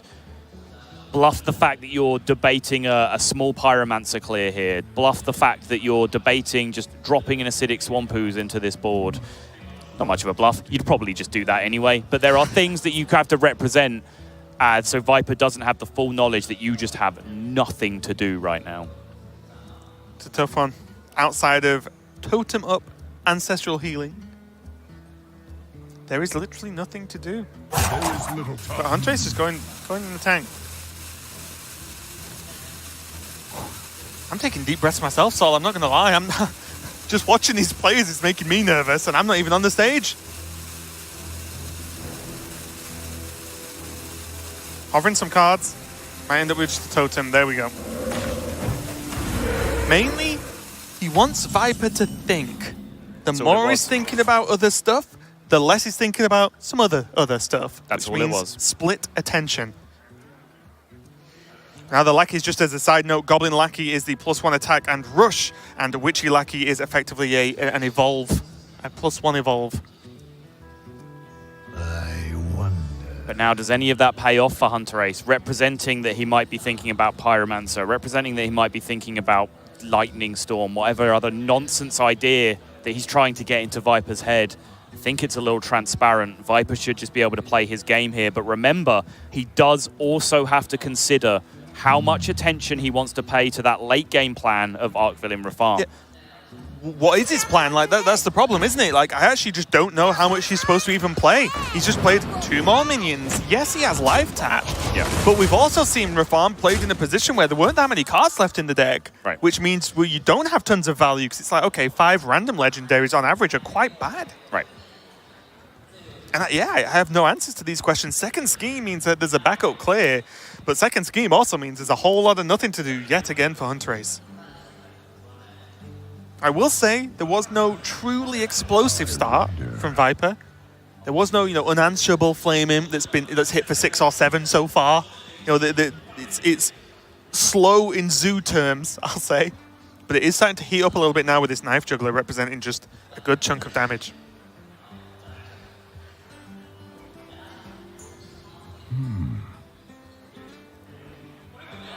And are we just going through the same song and dance again with Hunterace?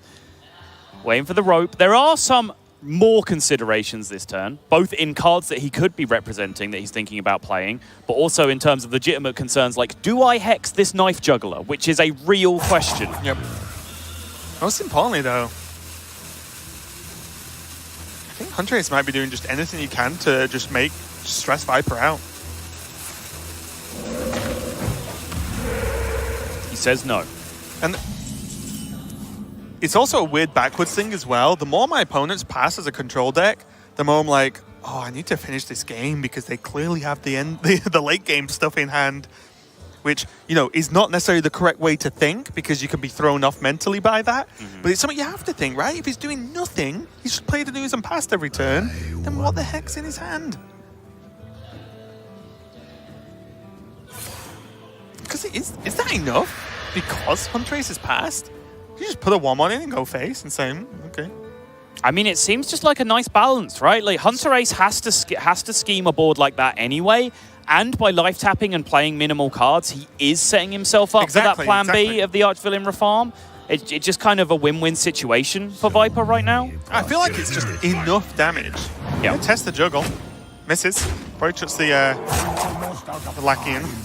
Yeah, I think hitting that juggle makes Viper's decision a lot easier this turn. If he hits that juggle, he gets to keep all of these minions and go face with them all. That is plenty to be in play. He paid 1 abusive sergeant for that. It really is not a big investment. Okay, 2-4 from the evolve, and Viper committing a little bit more than I thought he would based on the Reform keep. I'll admit, this is not a playstyle I'm familiar with. So is he going to play the lesser scheme? 2 damage, clears the threats on the board, leaves a 2-2 up, and has a much bigger scheme to be able to just guarantee a clear later on due to any grim rallies, for example. Again, maybe hero power carpet to see what's cooking. I don't know.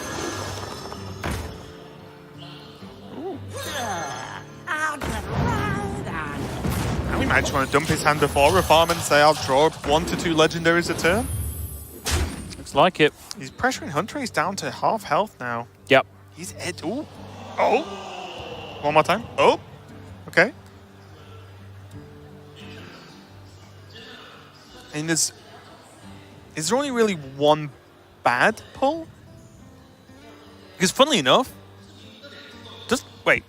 I should know this. Does the Mech Crew have Rush if you steal it? Because of the carpet? It should do, yes. Right. I'm not going crazy, Once right? you give a minion Rush, it has Rush. Right. It does not. Because it wasn't Rush for this turn, is it? It just says give Rush. Okay, well, there's some really good targets then. He gets the Mecharoo. Yeah, There's the trade into the flame. Viper's head goes down. And I'm just going to keep asking questions here. It's the best I've got. But with Reform kept, did he need to go 4 minions wide? 2 of which have Rush, and 1 of them's a carpet. I don't know, but did he? It's a great question. I mean, it's hard to argue with. You've gone in once, you've seen the scheme, you've got your opponent down to 15. Like, every fiber of the fact that you're playing an aggro deck says, my opponent has just used their best board clear and is at half of their health total. I'm going to push my chips in and try to kill them. That is just kind of the aggro philosophy. Yeah, and let's be real here, Rafam or not, we are striding towards crowning a winner because we are. It is soon. I feel it right now. It's going to happen very, very soon. But the decision-making here, one more time. Does he save cards for Rafam? Because I honestly believe playing Rafam with an empty hand and then drawing the legendary and then having to maybe tap into another one, which you probably then can't play, is rough. Or it's low impact. It's very slow. It's so bad. I think you do need a choice of legendaries to get the highest chance of something good. Viper's going in though. He's saying, you know what? You just did two powerful anti-aggro things. Please don't have a third. But we could see Scheme or Giggling Inventor. A great choices here. And now there's the Brew. Hex for the Rafam as well next turn if he wants. I can present an additional theory here, which is Viper has not wanted to sit back and life tap too much because he doesn't want to push himself too close to fatigue. Whereas with Rafam and drawing one per turn, he does feel like he outvalues the Shaman over the long term because, again, it's not like there's Dr. Boom, Omega Devastators and so on. And he is playing the even longer game by not life tapping and filling up his hand for the immediacy of a strong Rafam that hits a handful of cards. Yeah, maybe. Maybe that's true. Just a theory. Yeah, I mean, it's all we can work on. Because, again, I've not tried exactly this playstyle versus exactly this deck. It's a theory, but it's not one that I'm really sold on. I think what's actually happening is that Viper has smelled blood and just tried to kill his opponent after his opponent had a very, very weak start. Another absolutely reasonable conclusion. And now, solved. It's now or never. Arch-Villain Rafam. Okay! He kept it in his hand. It's on 7. Subject 9. Mediocre. Nat Pagel. Very arguably mediocre to bad. It does not kill Hunterace. And also, if you're talking about the fatigue, then it's a bad card because he won't want to draw extra. Or will he, if he wants to power him down with legendaries? I honestly don't know. One way or another, Rafam is deciding this championship. Hex into Omega. Easily playable. Removes the Rafam threat and then basically says, Hunterace basically saying to Viper, okay, how good is your average legendary, friend? Yep. Because we're about to find out. And I would argue the answer to that is not good. Let's see. Katrina. Okay, that's a good one. Care to dance with death? Okay, well, there's a lot of small minions, but there is a Rafam. Okay, a 1-3. Try crystal. He's just seen the Hex. And I believe that 6-8 is not dying anytime soon. Certainly looks that way. There is going to be a big old procession of Zoo minions coming out from that thing over the next few turns. Does he have to go for Swamp Queen? He is. I think so. He needs something big next turn. Yep. He can pair it with Ancestral Healing. He can play Ancestral Healing next turn. Let's see what he gets. Voltaic Burst looks the best to me, but there is Elemental Reaction if he wants to draw. Yeah, I think Rain draw of a card is Toads the option. or Storm. Sign me up. Rain of Toads. Draw a card, Rain of Toads, I think is what he will have picked, and yes, it is. I like it. Does he taunt up the Hagatha? How scared are you? Yeah, I think you're fine. Okay. You're asking for your opponent to have some kind of legendary that leverages from hand and kills this 2/6 to allow the 6/8 to do anything truly scary. It's a big ask. I think, if anything, taunting up the 5/5 gives Viper a better attack by just killing the 5/5 with the 6/8 as opposed to the 2/6. Yeah, I was just thinking because of potential Lightning Storm next turn. Maybe you're okay with that, but maybe you can do that anyway. Yeah, I mean, that just moves the ball from your court to your opponent's court, right, by taunting it up. Taunt Totem, definitely not bad. Solves that problem in my book.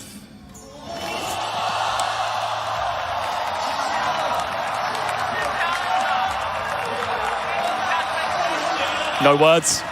Nope. Azalina, as if the game was not already ridiculous enough. I can wait to finish. Let's see what I have to play around. Azalina Soul Thief. Viper, first things first, he checks the horror. Realizes that Hunterace has a very powerful tempo turn, and look at Casper's face. I don't even know how to respond. Not only does Viper fill his hand with cards that actually do something, he also has now full information -1 card of this draw as exactly what's in Hunterace's hand. That is a fantastic draw. Even Viper, one of the most stoic Hearthstone players I've ever seen in my life, cracked a smile when that frog appeared. I will tell you now, this grand final and this game has not disappointed in any way, and it's not even over yet. The walking fountain, I guess Hunterace is just thanking something that the walking fountain wasn't already in his hand too, because that would be truly grim. Viper also solves the mystery of what on earth was going on with Hunterace's early game. Oh, he had double ancestral healing in his hand. Okay, that makes sense. Now Viper gets his own Rain of Toads. It's a frog off. And that's what's kind of scary to me in this scenario, is that if Hunterace doesn't play his big tempo card first here, Viper has the option to do it before him and really push him onto the back foot. He does have walking fountain, which farms some of the toads. Yeah, this is a big turn. There we go, I like this. And, you know, Viper's not going to roll spell damage because he's a warlock. Yeah. The Froggy Boys jump down. Even the healing totem getting a little bit of value. And there's Grifter. Discover 2 cards. Give 1 to your opponent, 1 to yourself at random. Yep. Crazy card, not the best constructed card in the world. But again, Viper could play it. And in case that's confusing anyone, you see 3 cards, you pick one. You see 3 cards again, you pick one. The game then decides which of those 2 cards you pick go to you or your opponent. Viper's hand actually just isn't that good. I mean, the Azalina is so, like, I can't emphasize enough how big that Azalina is, because it gives Viper's reformed deck something to do that isn't just playing an idiot every turn. Guys, we're getting Grifter in the deciding game of the World Championship. Okay, what does Viper pick? Because these decisions get hard. Do you want to give Hunterace a good minion? What is my life right now? What even is Hearthstone? The problem with Grifter is you hand over a lot of the time the tempo to your opponent because you give them a minion or something with full mana. You have to spend mana playing Grifter. So you lose a certain amount of tempo. Let's see what the picks were. Stranglethorn and Gurubashi Berserker. So he just picked 2 5-drops, 2 decent cards. I guess. Hogger. Frogger. And now we're just going to see what happens, because this game has evolved into a true mess in the best of ways. Hunterace has to just be careful here. He is overloaded. Overloaded enormously. Yeah, only on 5 mana. He needs to make this 5 mana work very nicely for him, and I believe that's going to include hexing a 5/5 to keep his frogs alive. Oh, in a deck full of legendaries, that's terrifying though. Hex a 5/5 and all manner of things can be in those remaining 13 cards. That's true, but I think you need to make some strides. I don't think he can have a lackluster turn. I mean, the big problem is that he can't play many of his other cards because the way this board is pared down, he can't kill off any of his own minions to be able to play, for example, Ziliax. He's got to take double heal.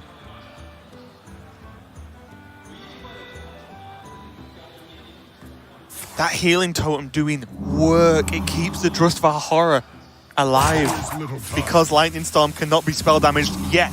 Yes, there are cards that may change that, but yet. This Lightning Storm will not kill this 5/3 off as it does become a 5/4, similar to potential low rolls as well on some of the frogs. Glass Knight, not bad at all, and an Archmage Vargoth Lightning Storm.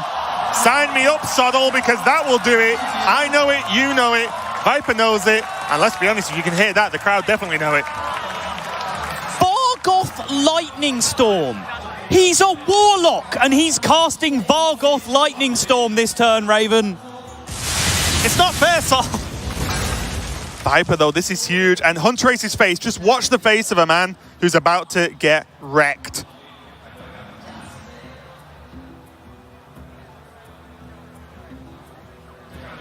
If Viper even plays it, he bails out. He doesn't know because of the overload. So many possibility. But I don't think you can just leave stuff up. I think it's too much of a swing. Look at the damage you push. Almost out of time. He kills off the 5-2. He can trade in and still push for 5 and not worry about that 5-2. Or do you think he passes? I think he pushes 5 damage. Oh, he passes. Okay. Hunterace can't believe it. Now he has to keep his composure. There's a mic. Every draw. Woo! Every draw is like a boxer in a Rocky movie just throwing another enormous right hand at his opponent. The only difference is it's a modern one, so of course the film is 3 hours long. There's the steal on the 5-5. Looks good to me. Yes, Vargoth might have been flashier, but there weren't spells that really benefited at this point. And now the low-cost turn here. 6. Oh my goodness. Oh, there's the spell damage.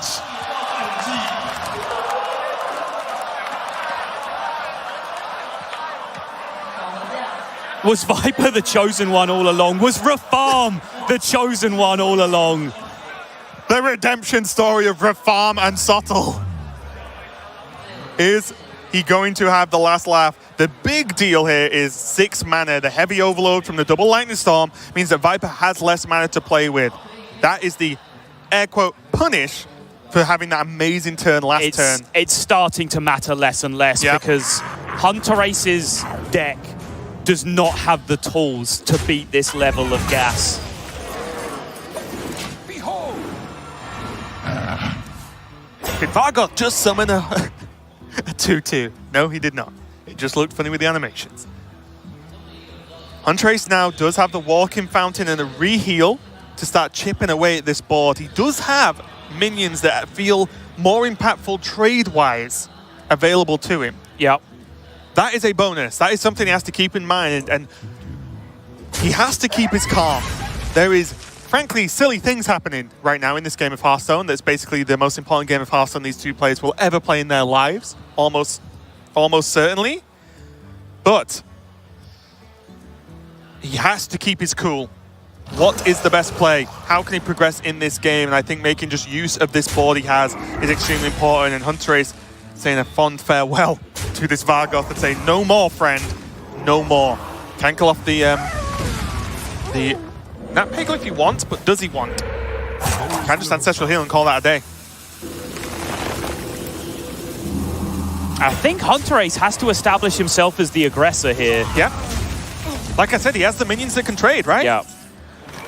On Dasta. There's a Stranglethorn Tiger in his hand. It will summon a There's tiger. a freaking Stranglethorn Tiger in his hand, Raven, that he picked from a grifter. That he might not have got. He's playing Zoo. Why do we even need notes? You can't prepare for this. There we go. That you may have heard is Sol ripping up Viper's Zoo list. We don't need Zoo cards anymore. We've got every card in Hearthstone. Hunterace just cannot believe it. He is receiving mental blow to mental blow. Farsight now. It's going to be able to dig him a little bit deeper and maybe get what I feel now is a trademark Hagatha pull from this Farsight. I feel like he needed Hagatha several turns ago. I feel like all of these minions that are in play right now needed to generate value for him if he was going to keep up with this from Viper. Unity, precision, perfection. Nice little extra impact there with that Annoyatron sticking to the board. Means now that's a 4-4 rush with the lifesteal, and the Divine Shield's going to make it stick around. Risa, whatever. Sorry, you're a decent card. It feels like... But it doesn't matter. It feels like the first draw in the last 6 or 7 that hasn't just felt like a giant punch to the face.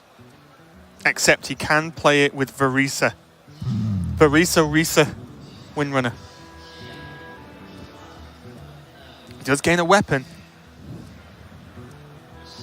And maybe he wants the spell damage for the sick Calighost. Yeah.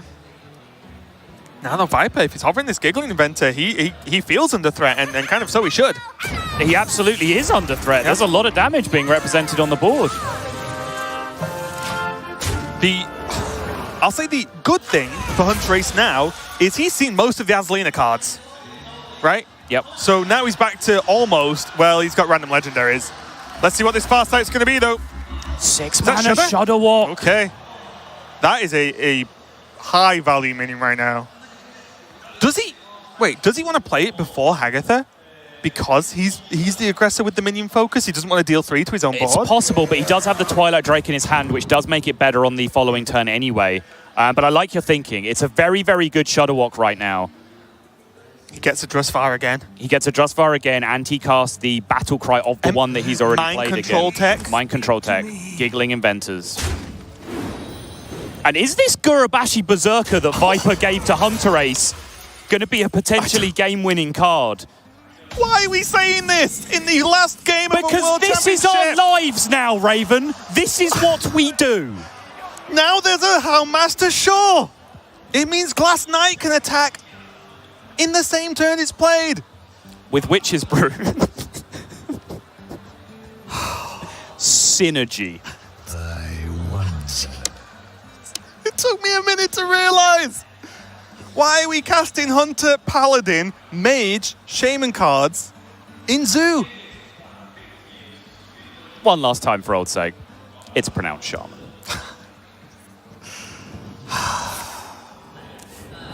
Oh, no. Come on! Take the Shudder Walk! Game now, you're just being silly.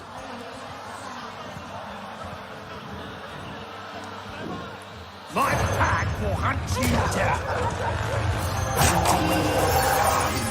5-1 going into a 5-6 removes a huge amount of the problem for Viper.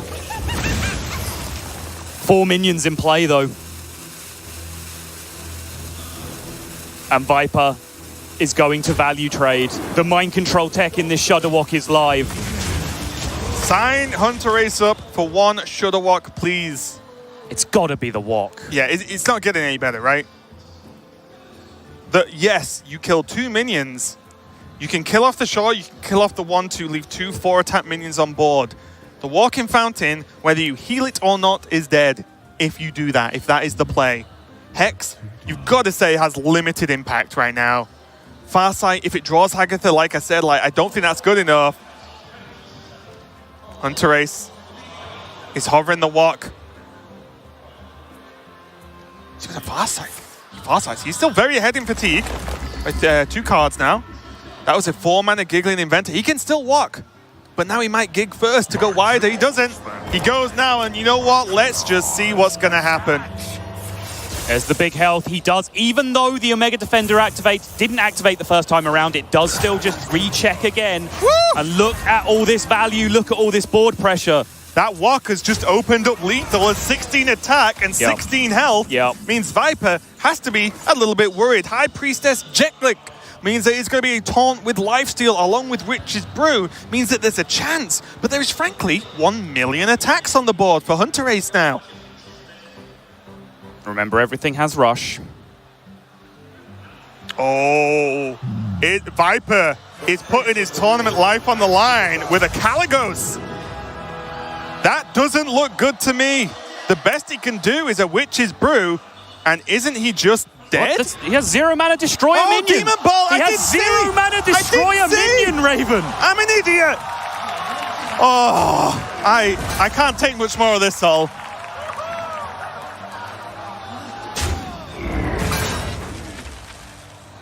Where's the Saronite Chain Gang? Because I don't know how much longer this can go on. Sometime. Viper has a Witch's Brew in hand, which shuts down any kind of aggressive push from Hunterace. What does the Drusvar do? It's a great question. Can we get a Drusvar check? Feral Spirit, Totemic Smash, fairly minimal. It is more minions. Not bad. Feral Spirit is good. You take that. Off a random Drusvar, you take that. And remember, the Totemic Smash is aimable. It is not just like throw it out there Zul'jin style. Right. You can aim that 2 damage, which might end up being clutch. Right. This Caligos has to go, right? Why? It's a 4/12. Is there going to be a bigger thing to Hex in those remaining 4 cards? It is only dealing 4 a turn with 1 attack, Sol. I don't think it does. Okay. There are no spells outside of one Witch's Brew. That's Pagel. That is air. 100% pure air. That will disappear into the ether when Azalina is played as potentially the last card of the game for Viper. Now, does Viper have to make a gamble, Azalina, and hope there is a spell that he can cast for free to save him? Witch's Brew. He already has it. Next turn then.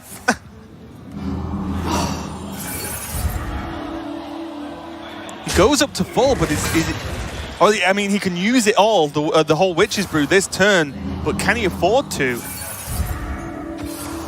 Does he have any other options? Yeah, I don't know. That's right. It's just a very slow turn. Sorry, just look at this Glass Knight just chilling. It's, oh, another Divine Shield. Oh, another Divine Shield. He is going to stop and drop the Jet Click, which I do agree with. I think he needed to do something else this turn. So that's 2 mana. He's only got 3 cards left, so I can't see the Pagel getting anything done here. He may as well Witch's Brew. But is it on a minion or his own face? I think Howlmaster Shaw. I see a lot of 4 attacks there, Sol.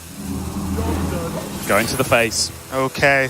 Well, look, we're stomping towards the end here. There's still no Hagatha drawn. That's outrageous. Hunterace is staying relatively toe-to-toe here without even having access to his Hagatha.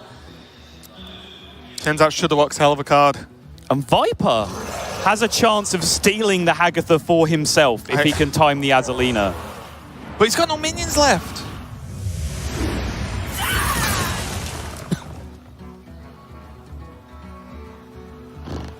Mike, kill off this Glass Knight once and for all after the Frank taunts with this this Divine Shield that keeps proccing no matter what. Yeah, I mean, that Glass Knight gained like 6 Divine Shields last turn, but it doesn't quite work that way. Nope.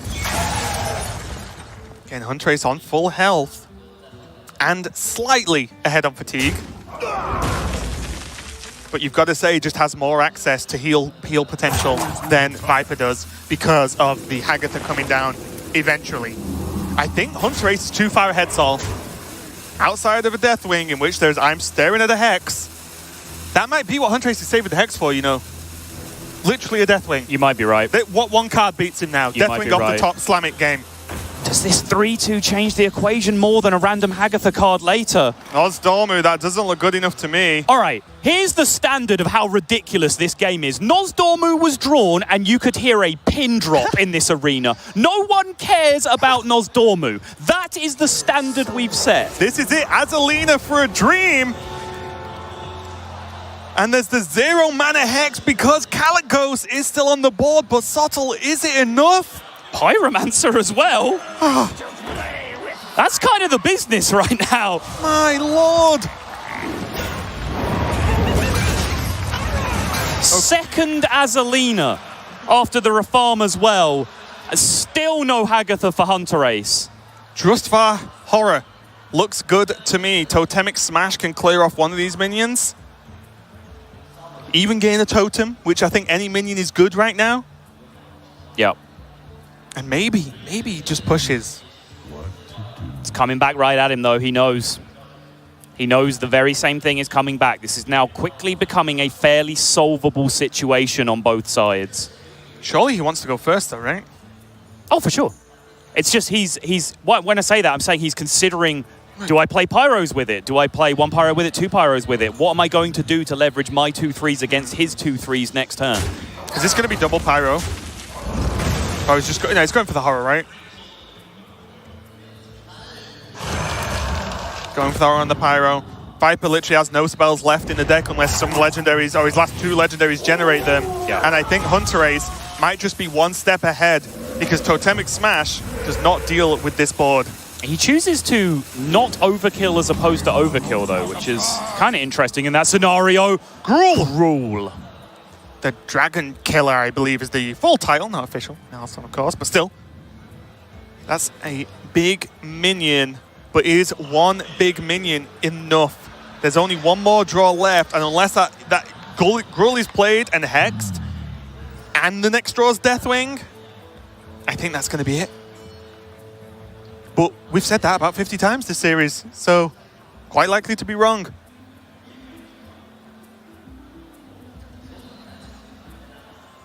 And you are right, though. Hagatha, bottom 3 as hero form. He has played Swamp Queen, but not Hagatha the Witch. That would have... Hunterace's hand would be full right now. He's kept up. He's somehow he's kept up. His hand will be full. And Viper's Azalina twice. Yes. For what? 4 cards and somewhere in the region of 5? I think wasn't the first one bigger? I thought the first one was significantly bigger. Six, yeah. I think. Here we go, the Viper's just saying, I've got to do this and hope it's enough. I can play the Wild Pyromancer. That's all he's got. And now he's slightly ahead on board. He's only overloaded for 2, which means Gruul can be played next turn. He now has this board, plus a Gruul, plus 1 random legendary minion remaining. That random legendary minion can be another Azalina, and then we're back to square one again. It can be all manner of things. It can be a Jan'alai. It can. The big question is this Hex. And Hunterace would probably love to save minions for Hagatha, but he cannot fall behind his Blood Mage Downers! That is terrible! There are better non-legendary 2-drops at the moment in time. And that is game. I don't know how he fishes himself out. I'm looking at our answers on Hunterace's board and in Hunterace's hand for everything that he needs to answer. The board pairs down evenly right now. There's a Hex for Gruul. Blood Mage is irrelevant. Blood Mage gets him to death quicker because of the fatigue. And without even I think a drawing Hagatha would win him this game. Purely in fatigue at this point. Gruul has to be played. Viper's got no choice. And as you said, the board is even. But Viper knows there's a Hex. He knows. He hexed from the Azalina. He knows it's there. He knows Gruul's dead. And was that Swamp Queen? That is Hagatha. Sorry, not Swamp Queen. Just the Hagatha. Hagatha the Witch. Apologies. The game's over. But still, that looks like game to me. It doesn't really matter. Hex this and take the damage from the 5/3 this turn, or play the Hagatha this turn and take the damage from the Gruul. I think it's because he wants worst case. He wants like Pyro Hex, right? Yeah. Worst case, best case scenario, he can kill this 8/5 without using a Hex, and then he beats Deathwing as the last card as well. He can kill it now with Totemic Might. Beautiful. To clean it up, Beautiful. and I believe... Even in a completely solved game, Hunterace finds a way to maximize his chances. And after beating a seemingly unbeatable Rafarm, everything came together for that deck in the situation we've been talking about all week. And Hunterace, without even access to his value generator, beats it out and becomes your new Hearthstone World Champion.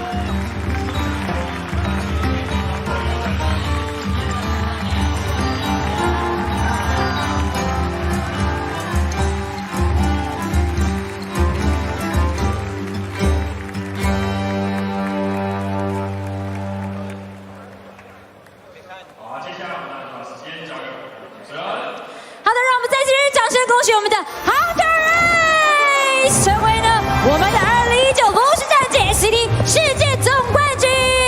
哇，最后呢，以这神之右手解开了世界上最焦灼的战局，不止成为了运气最好，也成为了世界上最强的男人。现在心情怎么样呢？我们邀请 Forden 为我们来做赛后访问。Here's Forden for the winning interview. Hunterace, that was an incredible finish to the World Championship. Please tell me, what is going through your mind this very moment? 刚刚这比赛实在太疯狂了，恭喜你获得世界冠军！可以跟大家分享一下你现在的心情吗 I don't know, it's pretty unbelievable. Like, that last game was like super tense. It's been like such a long journey to get here. And like, actually delivering now that I'm in the tournament and winning the tournament is so big for me. Like, it means so much. I'm incredibly grateful. I don't know that. Oof. 刚刚这比赛真的是非常的紧张，然后对我来讲，我也是专注了很久。这个冠军对我来讲意义非常的重大。What was the hardest obstacle to overcome in order to become the world champion? 像一路走来你都很辛苦，你可以跟大家分享一下你目前一路走来遇到最困难、最难克服的事情吗 I don't know, man. This entire tournament has been super hard for me. Like, there's been a lot of situations that I maybe could look back on and like tell you like super close decisions and such. But I don't know. I really just want to thank everyone that has been helping me throughout the preparation period, because I felt like that was the most crucial part of this tournament, because it was right after rotation and it was such a big deal what lineup you ended up bringing. And also I want to like give a huge thanks to like everyone in the Hearthstone community. Everyone has been so supporting and it's really incredible. 非常这一路打下来，非常多的困难，有很多很难的决定，然后有很多非常优秀的对手。那我可以一一的跟他们交手，然后做出最正确的决定，然后让我一路走到这边，我觉得很荣幸。All right, my last question, Hunterace. You were the points leader. You were the promised one. You were the one that people were betting on packs. How does it feel to live up to the hype as the Wonder Boy of Hearthstone? I don't know, it feels incredible. It's really amazing. Like, I can't really describe it. Like, it hasn't really gotten through me yet. I'm just like thinking of all that random legendaries and everything is just going through my head. Like, it's amazing. Oof. Yeah. Oof. Wow. Woo! 他刚刚问他说，你在这几年的表现都非常的好，去年又拿到3星大师，又是全球分数最高的选手，那现在呢又拿到了世界冠军，证明你人中之龙的地位。那你这一路你现在的感觉是怎么样？然后 Hunterace 说，我觉得这一路走来非常不容易，那我非常感动，然后我也很荣幸我可以拿到这个世界冠军。好的，让我们再次恭喜我们 Hunterace! Congratulations! You are the winner, 2019 HCT World Champions!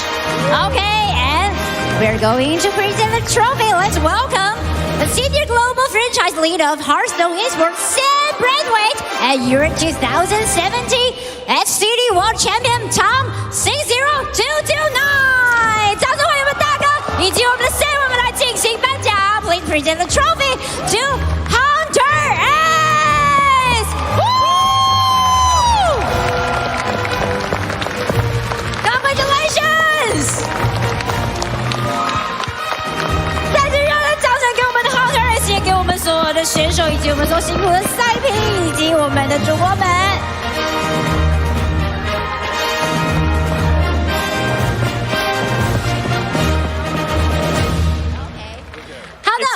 非常非常的感谢，那我们也请 For 的最后帮我们来总结一下我们的 HCT。 It's been a wonderful journey throughout the past few years of the Hearthstone Championship Tour, where stars were made and dreams came true. And with our world champion, with all of the Grandmasters, everybody here from Blizzards and the talent, thank you for watching. And to the future of Hearthstone, we say thanks for watching and well played. 好了，再次给我们 Hunterace 以及我们所有的选手、主播、赛评还有辛苦工作人员一个热烈的掌声，也谢谢我们所有现场以及线上所有观众朋友们热情的参与，也请大家呢可以去支持我们接下来炉石战绩的大师系列赛，恭喜，也谢谢大家。Thank you for joining with us. Hope you all had a great time, just like we did. See you next time.